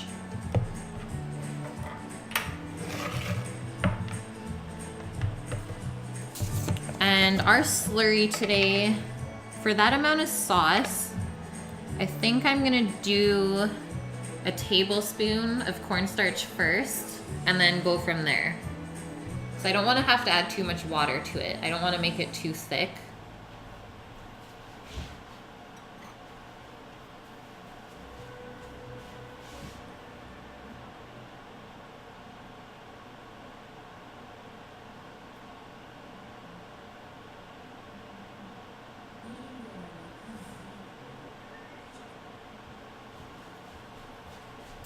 Okay.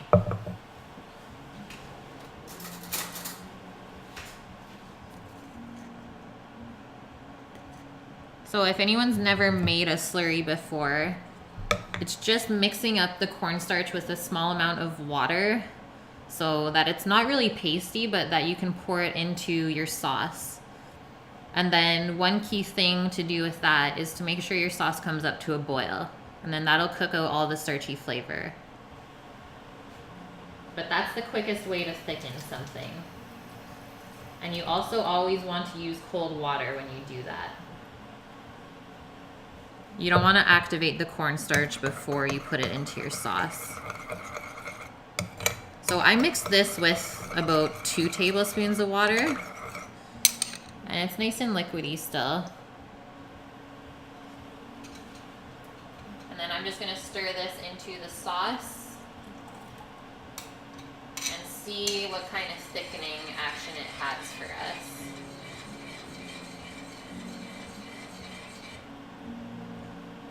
So I'm going to turn this up just a bit.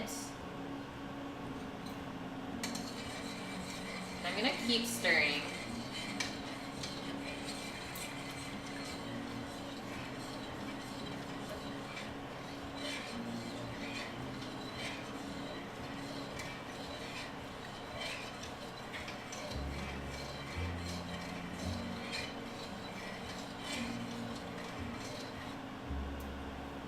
And then if it doesn't seem like it's thickening fast enough, we're gonna add some more. It's always easier to slowly add than to take away. So while that's coming up to a boil, I can get my fried rice pan out because it's almost that time. And also the pan for the bok choy. So we're gonna have a pretty full stove here.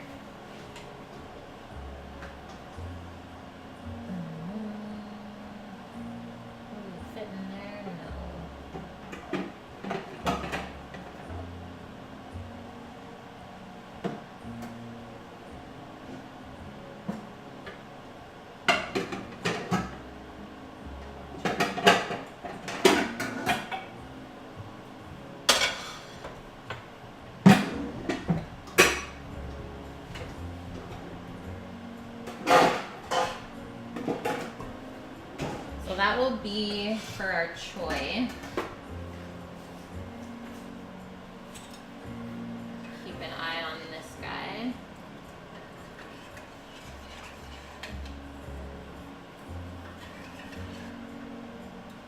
And we want that thick enough so it can coat the spoon.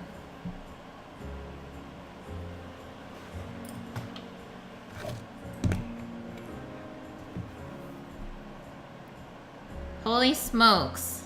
I can't believe I'm already almost at 50. I was only at 32 when I started today. You guys are amazing. I'm temping the oil again too because I can kind of smell it getting hot.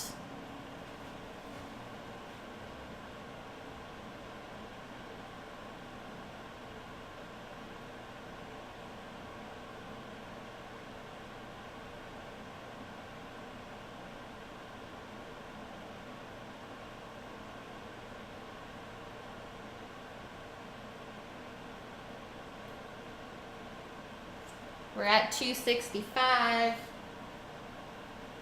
So less than 100 degrees away.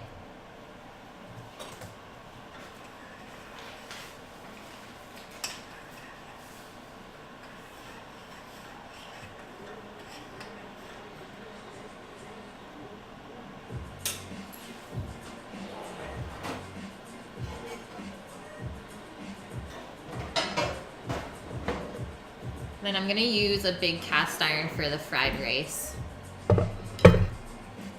I have all the big pots out right now. I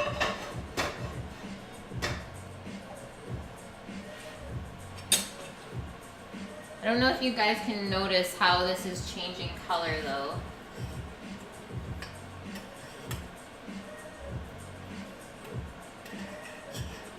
So it's coming to a boil and not quite thick enough. I'm just gonna turn that down a little bit now that it's boiling and do probably the same amount of slurry that I did last time. So let's say 2 tablespoons of cornstarch is needed for a 1.5 cups of sauce. And then don't forget to add your cold water too. Cornstarch does not work if you just add it straight to the sauce.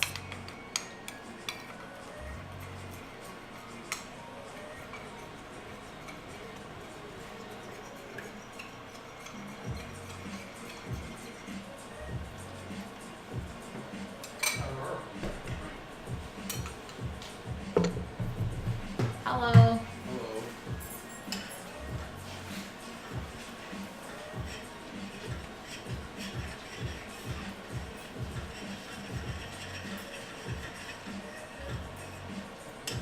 There we go.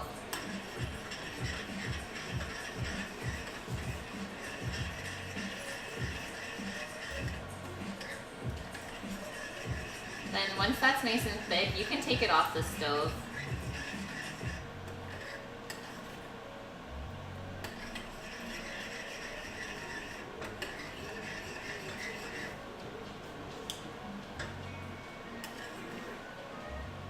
Here's our awesome consistency. You can see how nice and glazy that's gonna be. I'm just gonna leave that off to the side.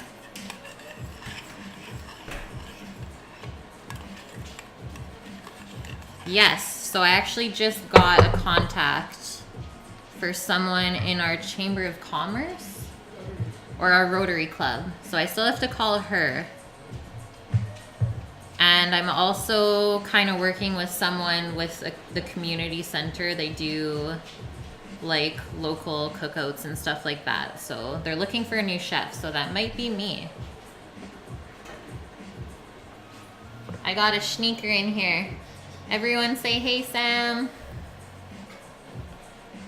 We cooked together for 5 years. He taught me a lot of things.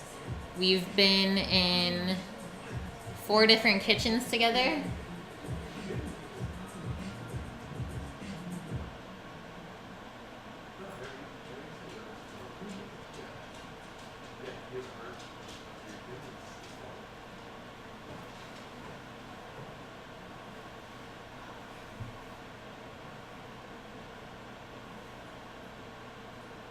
So oil's almost at 300.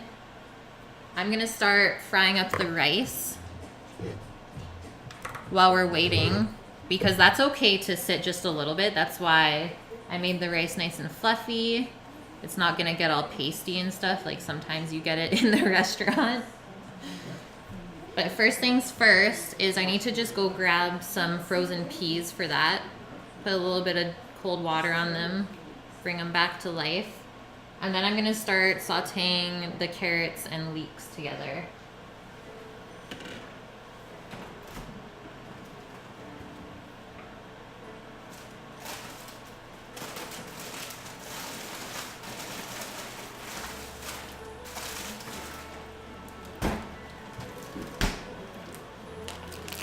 Good old frozen peas.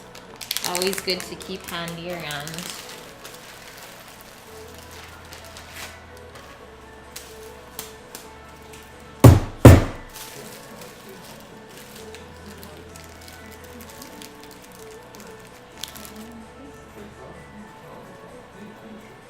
That is really good info, Yahtzee. Thank you so much for that.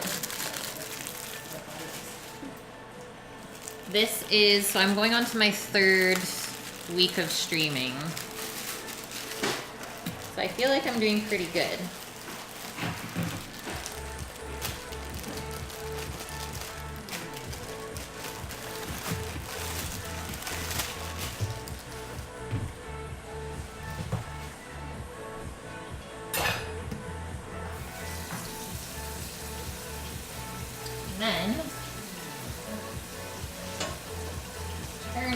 front pan or rice pan.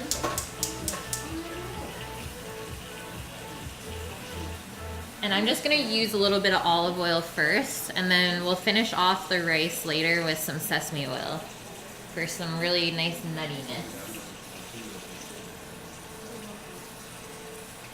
I wouldn't cook it with the sesame oil at first because that stuff burns really easily and it does not taste good when that happens.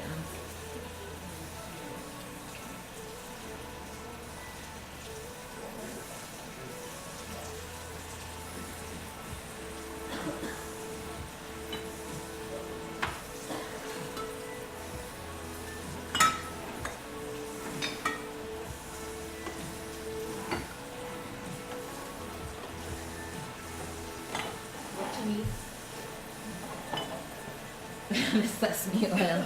I'm digging. I'm going mining.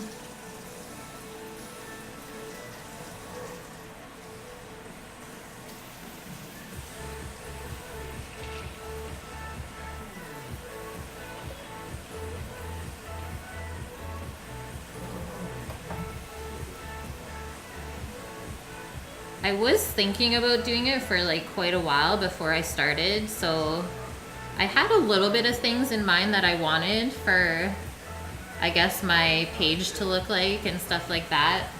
I wanted to keep it with the West Coast theme for sure, with the trees and the water.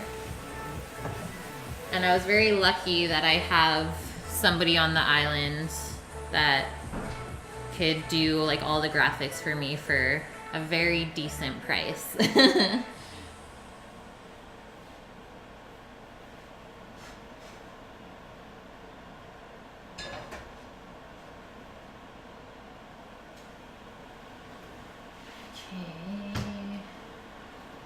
Soy sauce is out. So I do my fried rice pretty simple. I usually just season it with soy sauce and sesame oil. Yeah, it's great. I love the community on here so far. Everyone's really supportive.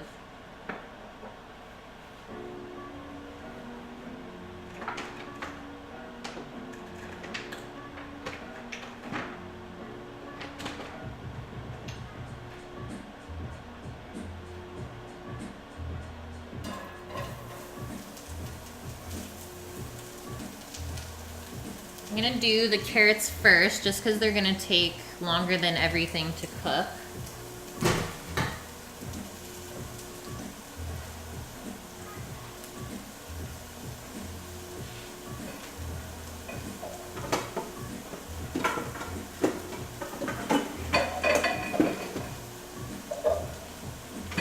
And then this is gonna be my bowl to toss the ginger beef in with the sauce.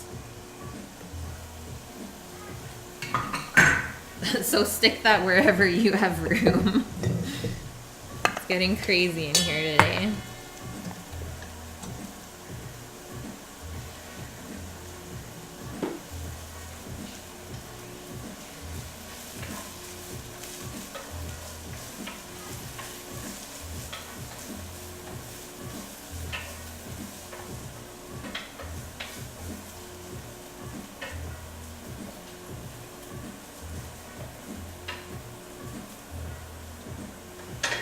And this oil looks like it's kind of dancing now, so I feel like it's almost at 10. So I cook for 3 other people every day, plus myself. And then they like to take lunches and stuff the next day, so I always cook like quite a bit amount of food just so there's leftovers. It's just so much cheaper than going out to eat.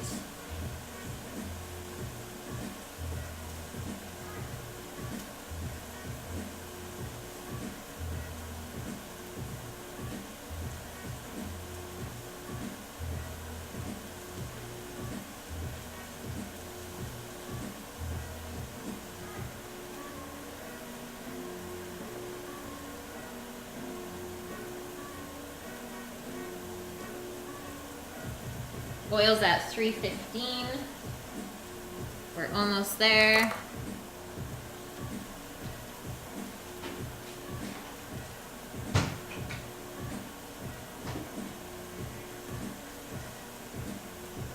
And then I have this thing called a spider. This is used in commercial kitchens a lot, but this one I'm going to use to take the beef out of the oil. But if you just have a strainer or tongs, that works just as well. Just I'm used to using that for sure.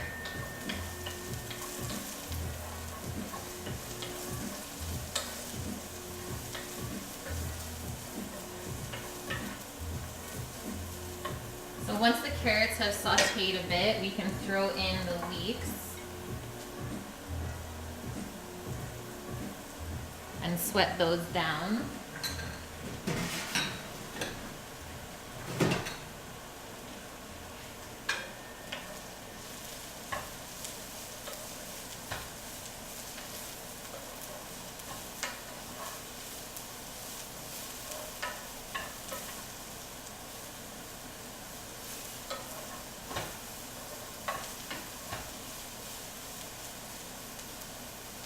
The leeks won't take very long to cook.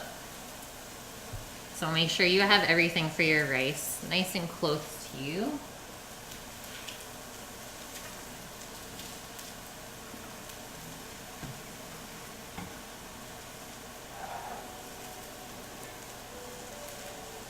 And then while that's cooking, I'm also going to fill up the pot for the bok choy with a little bit of water. Probably about an inch. We don't want to completely submerge the bok choy.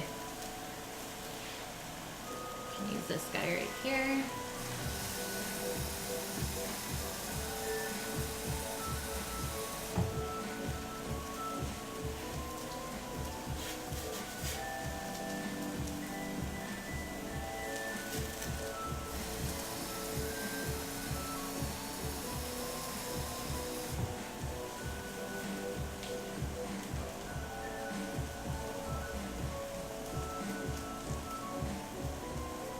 That is nuts.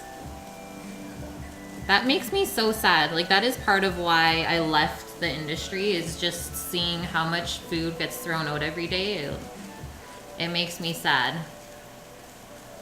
Like, that is exactly what is wrong with the world.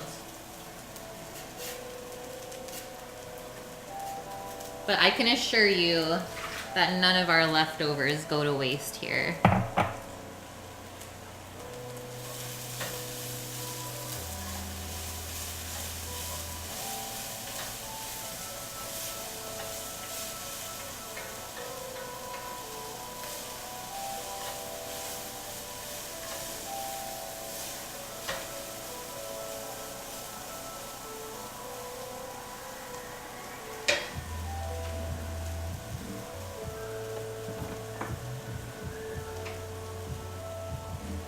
I always plan out like my week of food in advance and then just shop for what we need. Yeah, exactly. And like by the end of the week, the fridge is almost empty. And then at the beginning of the week, you fill it back up again and make sure you use all the things in it. A lot of people don't do that though.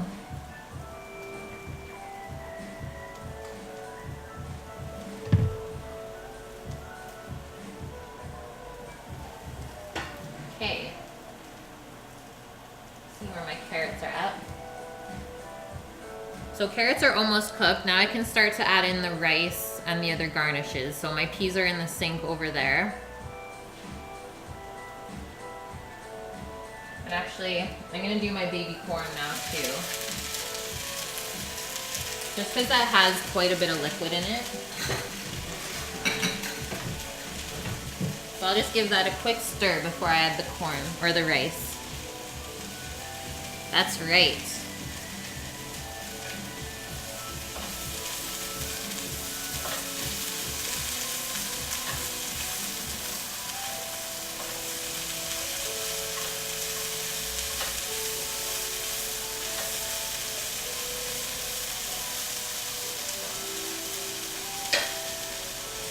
Rice is going in, getting sizzly in here.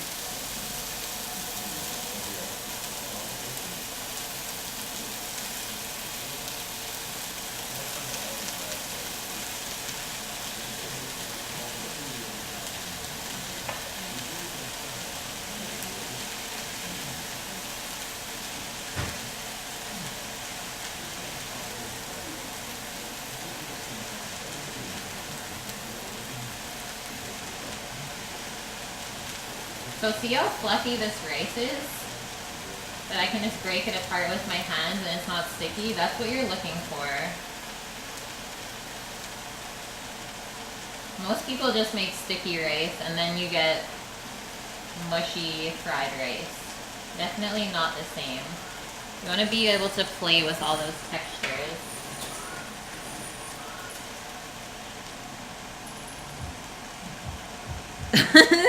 Sarah Silverman.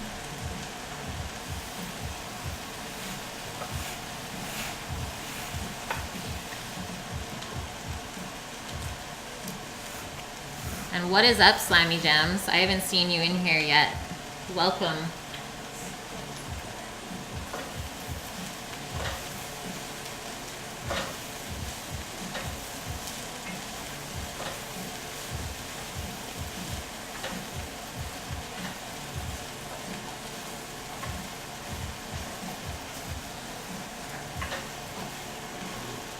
Once I get the rice mixed in a bit, I'm gonna start to season it.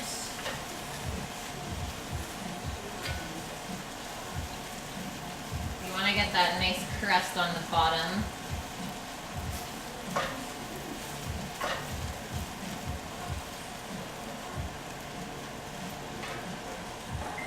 So, or soy sauce first. That's our salt.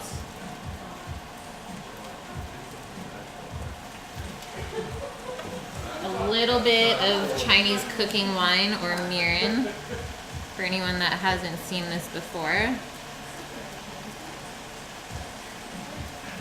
This will give a little bit of sweetness.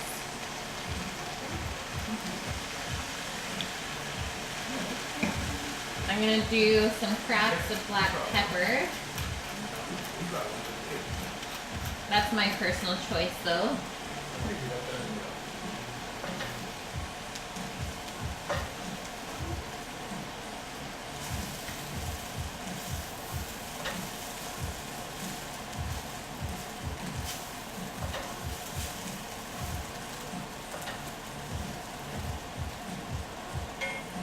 I know I said I was gonna put chicken in here, but honestly the pot is already full enough and there's a ton of beef here. So peas are gonna go in. And then I got a challenge on my hand mixing this for sure.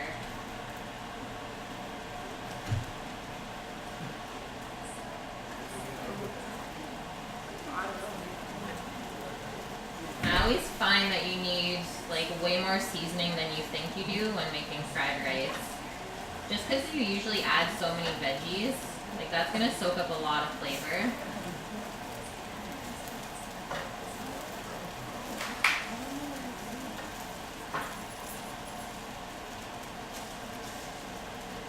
So we're about 3/4 of the way there. I'm just gonna give it a taste.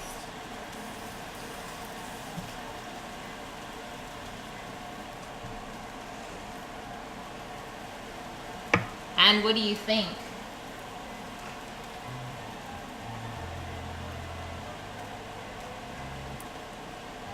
We're actually getting there. Touch more soy.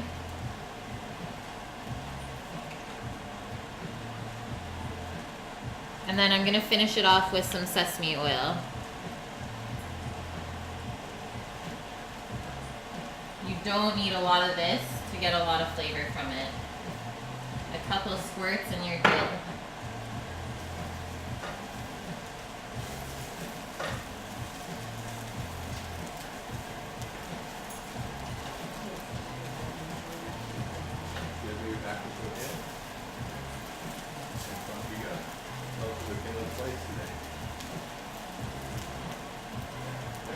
Okay, taste again. What do you think of figure competitors?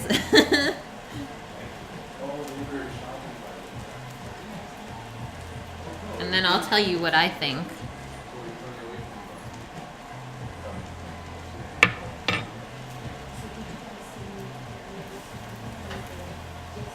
That rice is perfect. Get just a hint of nuttiness from the sesame. That's funny. And I can actually just turn this off and set it aside. Nothing bad is going to happen to that.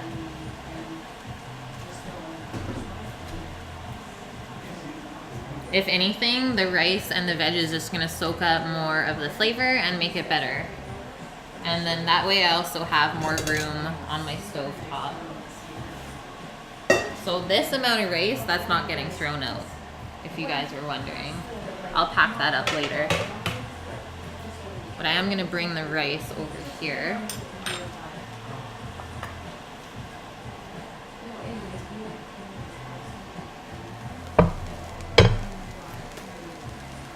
And give that a nice cover up.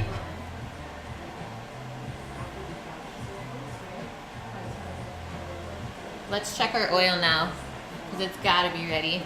You came back! Hi, butt burglar. I'm just about to fry the beef.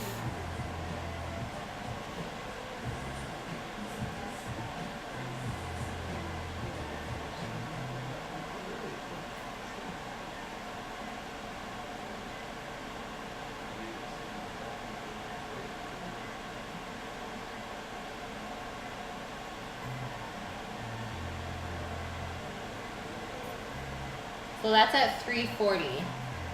So we are good to go. All your chores are done, now you can play. So the reason that I heated that oil at first is that we're gonna throw cold stuff into it. So it's already gonna cool it off. You wanna make sure it's nice and hot, and that way everything fries perfectly and doesn't go soggy on us. And then at this point, I'm also going to turn on the pan for the bok choy and put about a tablespoon of salt into the water. That way all I have to do when it's done cooking is toss it in some chili garlic oil, and then that is good to go. So I can turn this pot on. I'm going to do a high heat.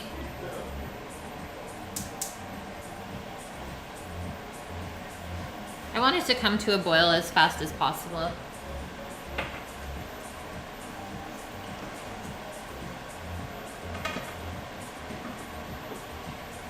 And now I'm gonna set up my frying station, because this is gonna get wild in here. So my oil is just under halfway. That's a good safe point.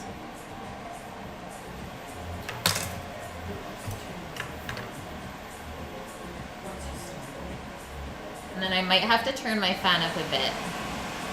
Is that really loud? Or can you still hear me talk?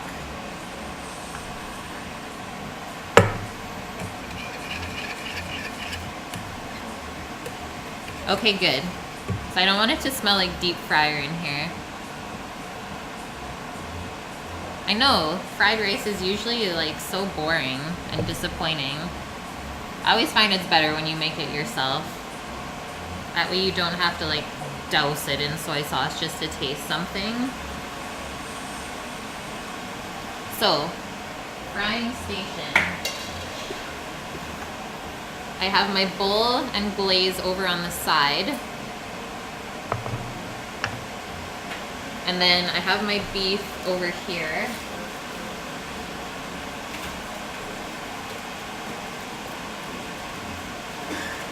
On this side of the pan. And that should set us up for success. Oh, I don't want it to smell like deep fryer in this house after. That's the only downside of frying stuff at home. So I turn the fan up. And let's start. Actually, I don't want to mess my hands up, so I'm going to use tongs for that stuff.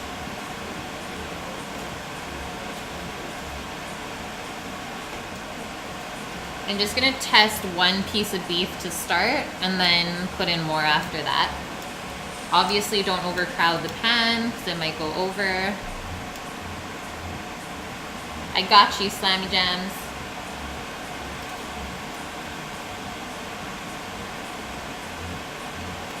Oh yeah, we're sizzling. Okay, we're good to go.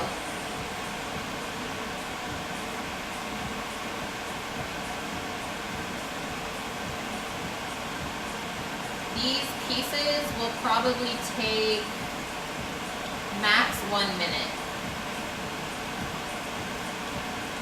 So you have to work pretty fast here.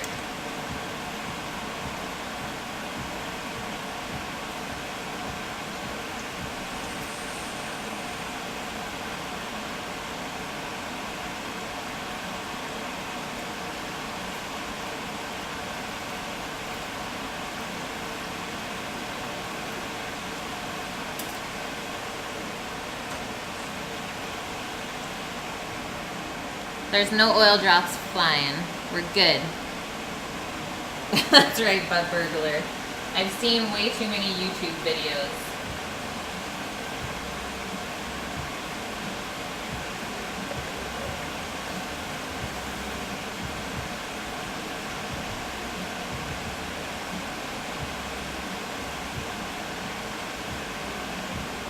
So just bring your bowl over close to your pan. That way you won't get oil everywhere. Then you can start to scoop out the beef.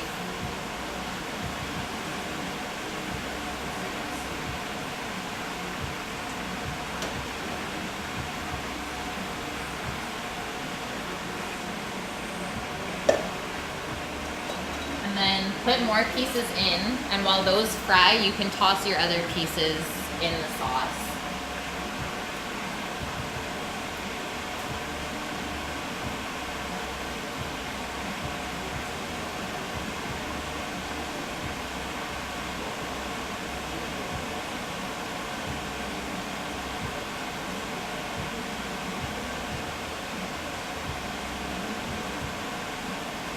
And then you can also see how much the oil cooled off just after 1 round. So it'll start to fry a little bit slower now and give you more time to glaze and such.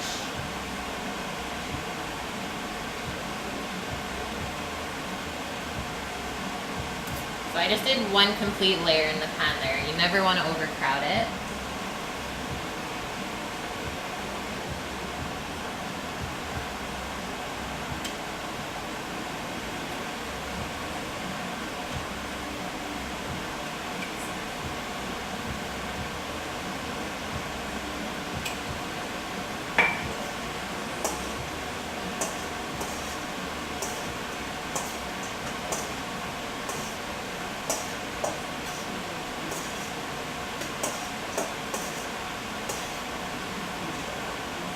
That is exactly what we're looking for. Nice and saucy.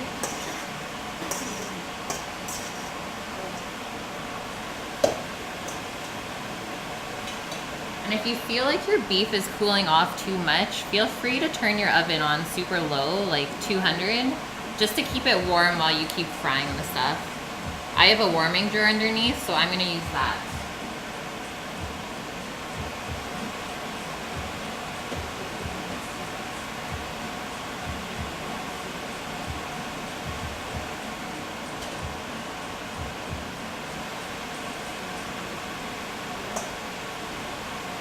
And I also really need to taste a piece right now because it looks too good.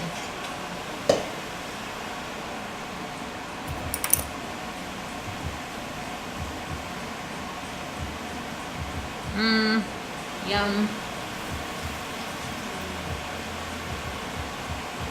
It's gingery, sweet and salty. You got a little hint of garlic. I would say it's perfect. And then to plate, I'm just gonna put some red chilies on.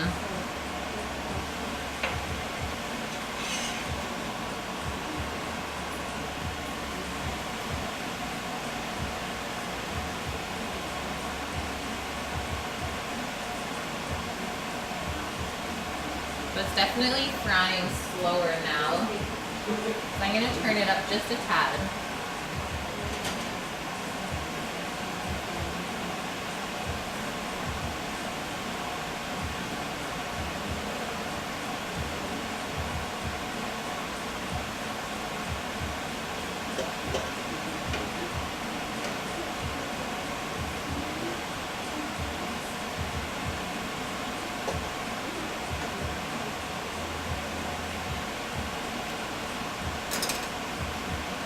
You don't want to boil the beef in the oil. You want it to fry. Yeah, we have like all of our pans down there too. So I'm gonna let that oil come back up to temp before I do any more. Quickly glaze this.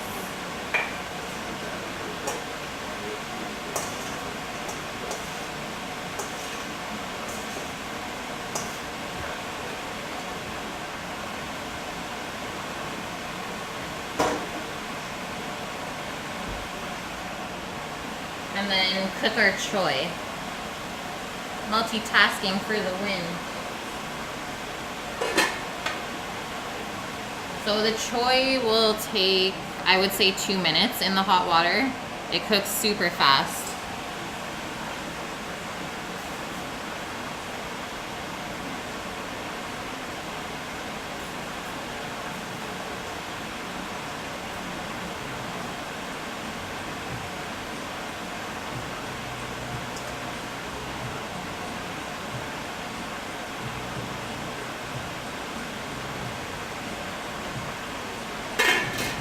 Actually, I'm gonna say 5 minutes just because I have a lot in there. I underestimated that one.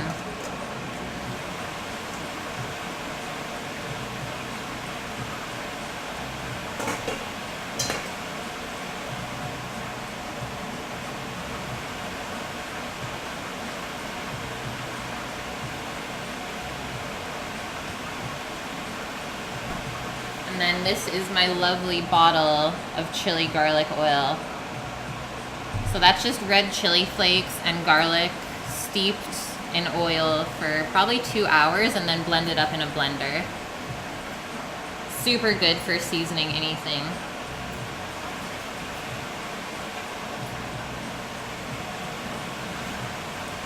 Let's try this again.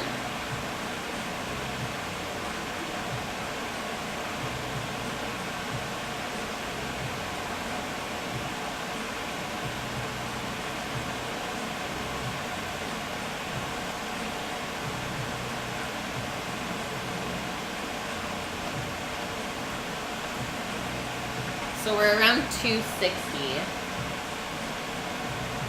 So I'm gonna wait a couple minutes before I put more beef in. Otherwise it's just gonna go soggy. We don't want that.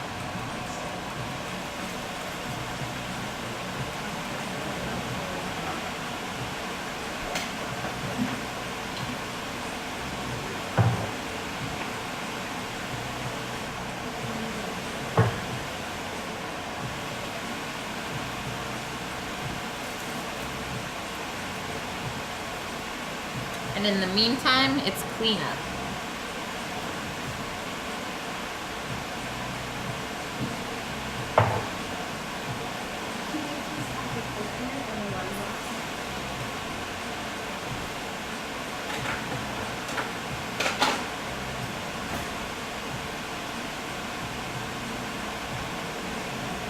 Fam's getting saucy.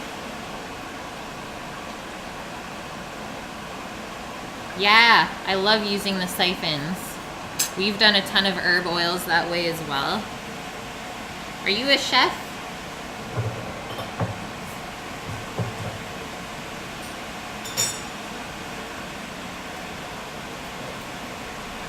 Choy is bubbling. It looks good.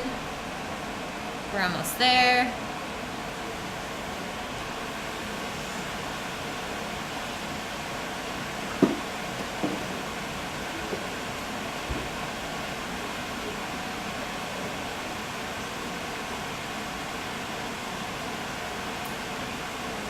I'm gonna leave all those sauces over there just in case anyone wants to garnish their plates with it after.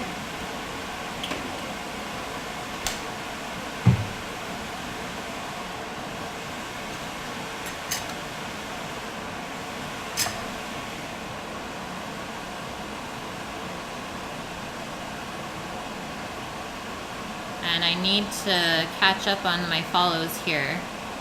So Lissa, thank you for the follow. Azulita, thank you. I appreciate everything from you guys.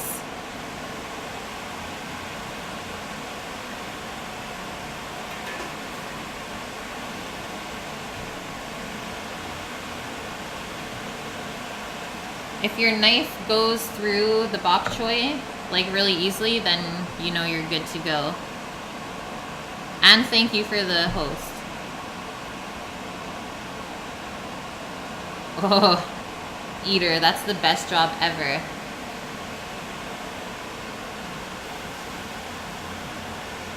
Okay, so that is perfect. So I'm just gonna strain that out in the sink, get all the water out.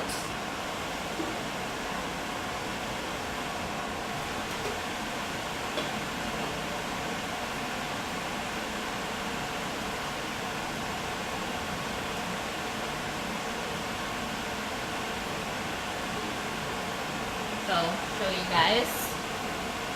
Beautifully green and steamy.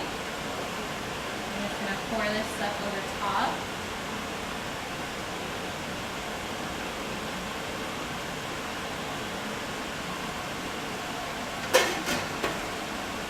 And that will be good just to chill there.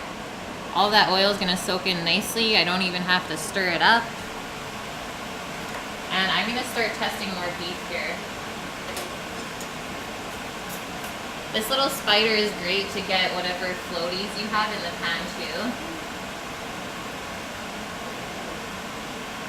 You wanna keep your oil as clean as possible. Move that over. So here we go. Round 3.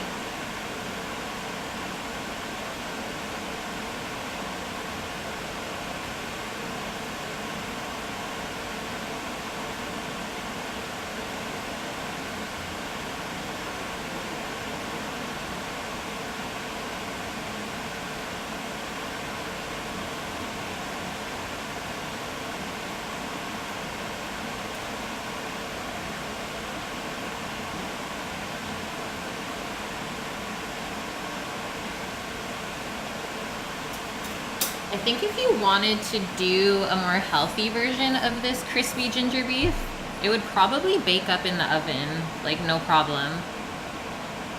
I would probably turn the oven to something really high, like 450.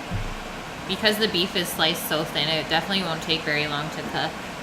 And then just toss it in the sauce after, and it should be just as good. If you don't want to deep fry. And plus it's less messy that way.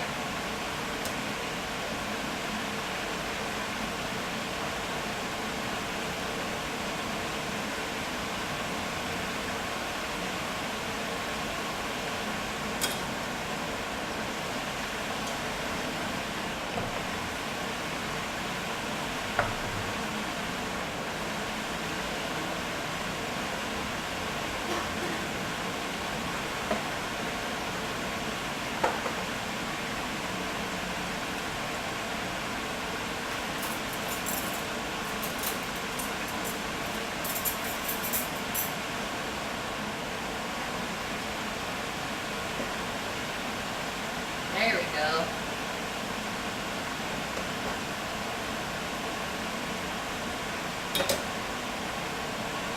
Now we're frying.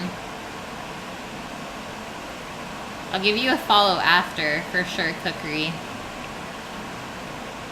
You've been awesome today.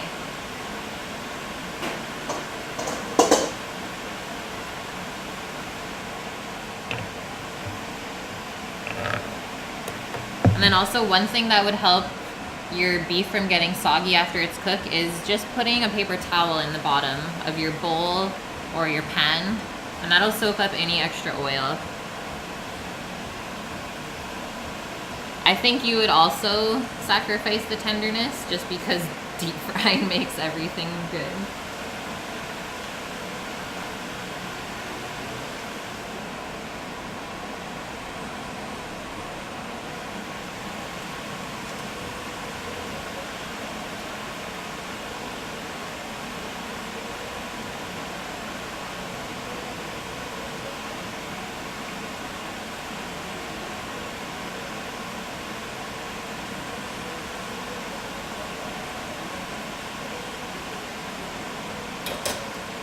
You could also fry up all the beef and then toss it as you need it in the sauce rather than glazing it beforehand. Because once you glaze it, the meat's just going to soak that up and it goes a little bit soggy anyways.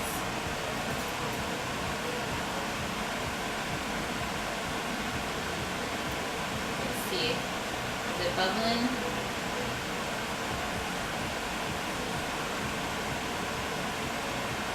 It is. Okay, carrying on.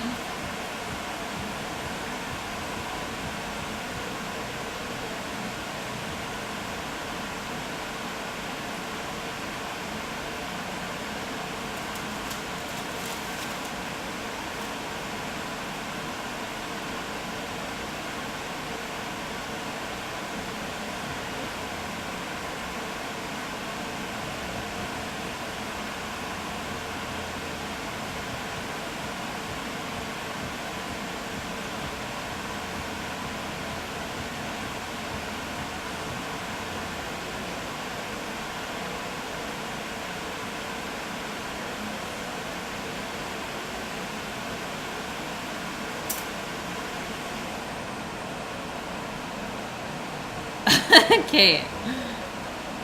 Sounds good. Another way to get really crispy beef is to make sure it's all sliced really nice and thin.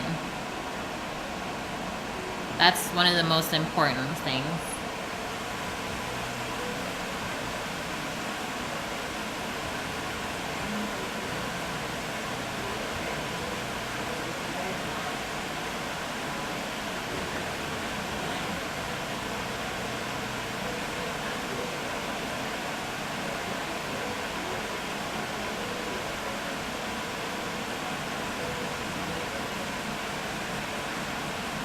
Sorry, I'm just talking to someone.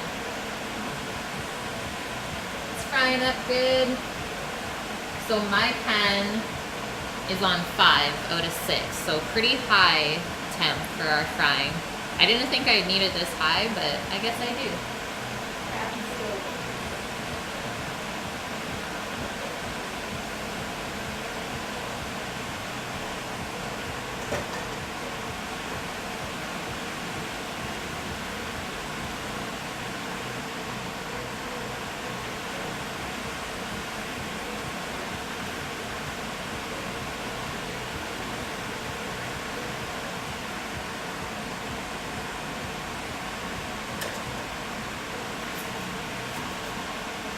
Okay guys, I'm gonna do one more round of the beef and then I'm gonna plate up a bowl and probably end the stream there. You definitely get the gist of it. I just have a lot more beef to fry and don't want to waste any more time. I got some hungry peeps in the house.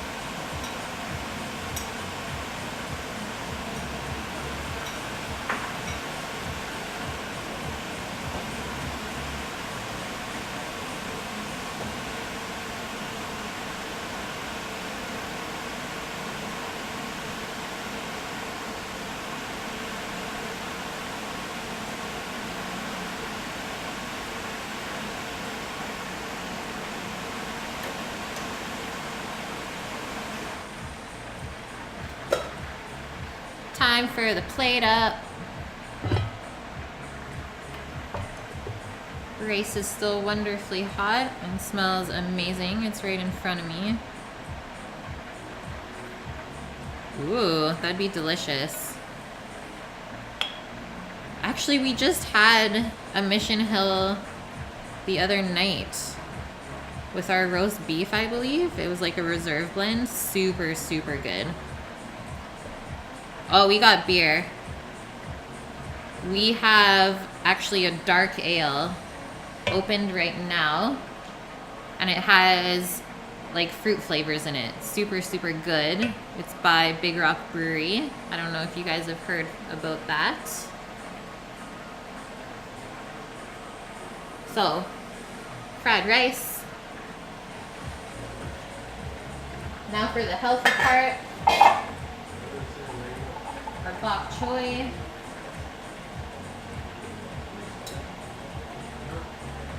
Smells amazing.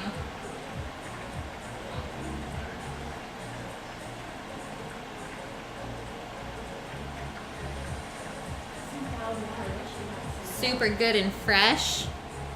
Sing Tao, yes.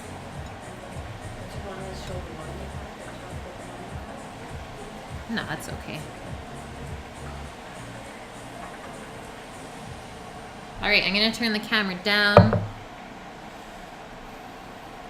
Sammy jams, I do. So like most of the veg that I can get here is all grown locally. Yay for West Coast. And then meat, I try to do my best, like for sure fish, but it's usually kind of hard to find it here. Unless I would like go to one of the actual farms and ask if I could have some of their beef, I guess. That's like the only thing that I hate about supermarkets though. It's like they don't carry a lot of local stuff.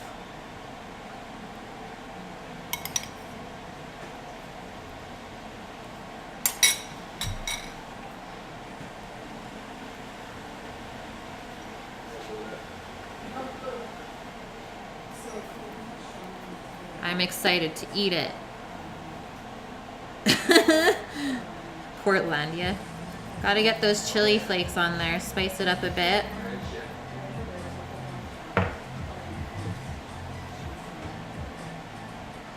There's my little meal. You can't even see the rice under there.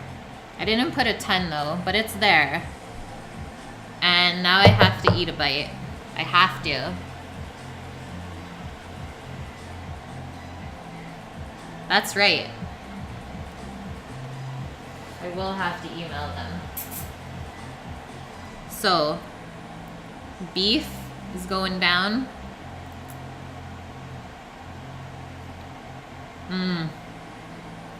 Guys, it's so good. It's like perfectly salty and sweet and gingery. Okay, I'll cut a little piece off the bok choy, just to prove that I tried it. There's my little tree. Really? I would have thought Oregon is better.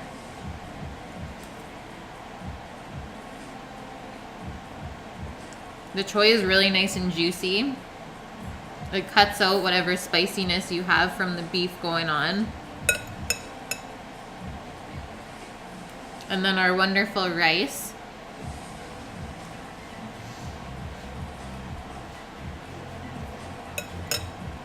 So none of the veg is overcooked, which is perfect. And the rice grains are still holding together. They're not mushy. And you get a little bit of sweetness too from the peas and the carrots, which is great. And it's salted. Yay for flavor.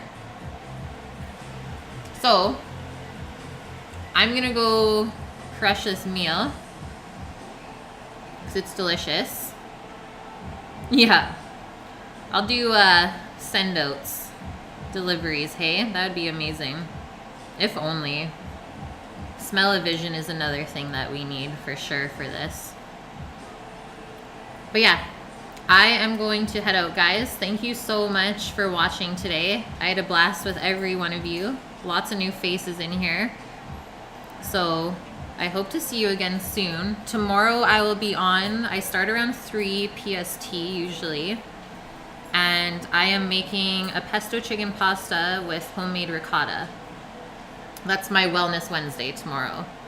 So if you're interested in that, stay tuned. Otherwise, I always stream Sunday to Thursday. That's my schedule right now. I guess that makes sense. That's because we're Canadian. Yeah.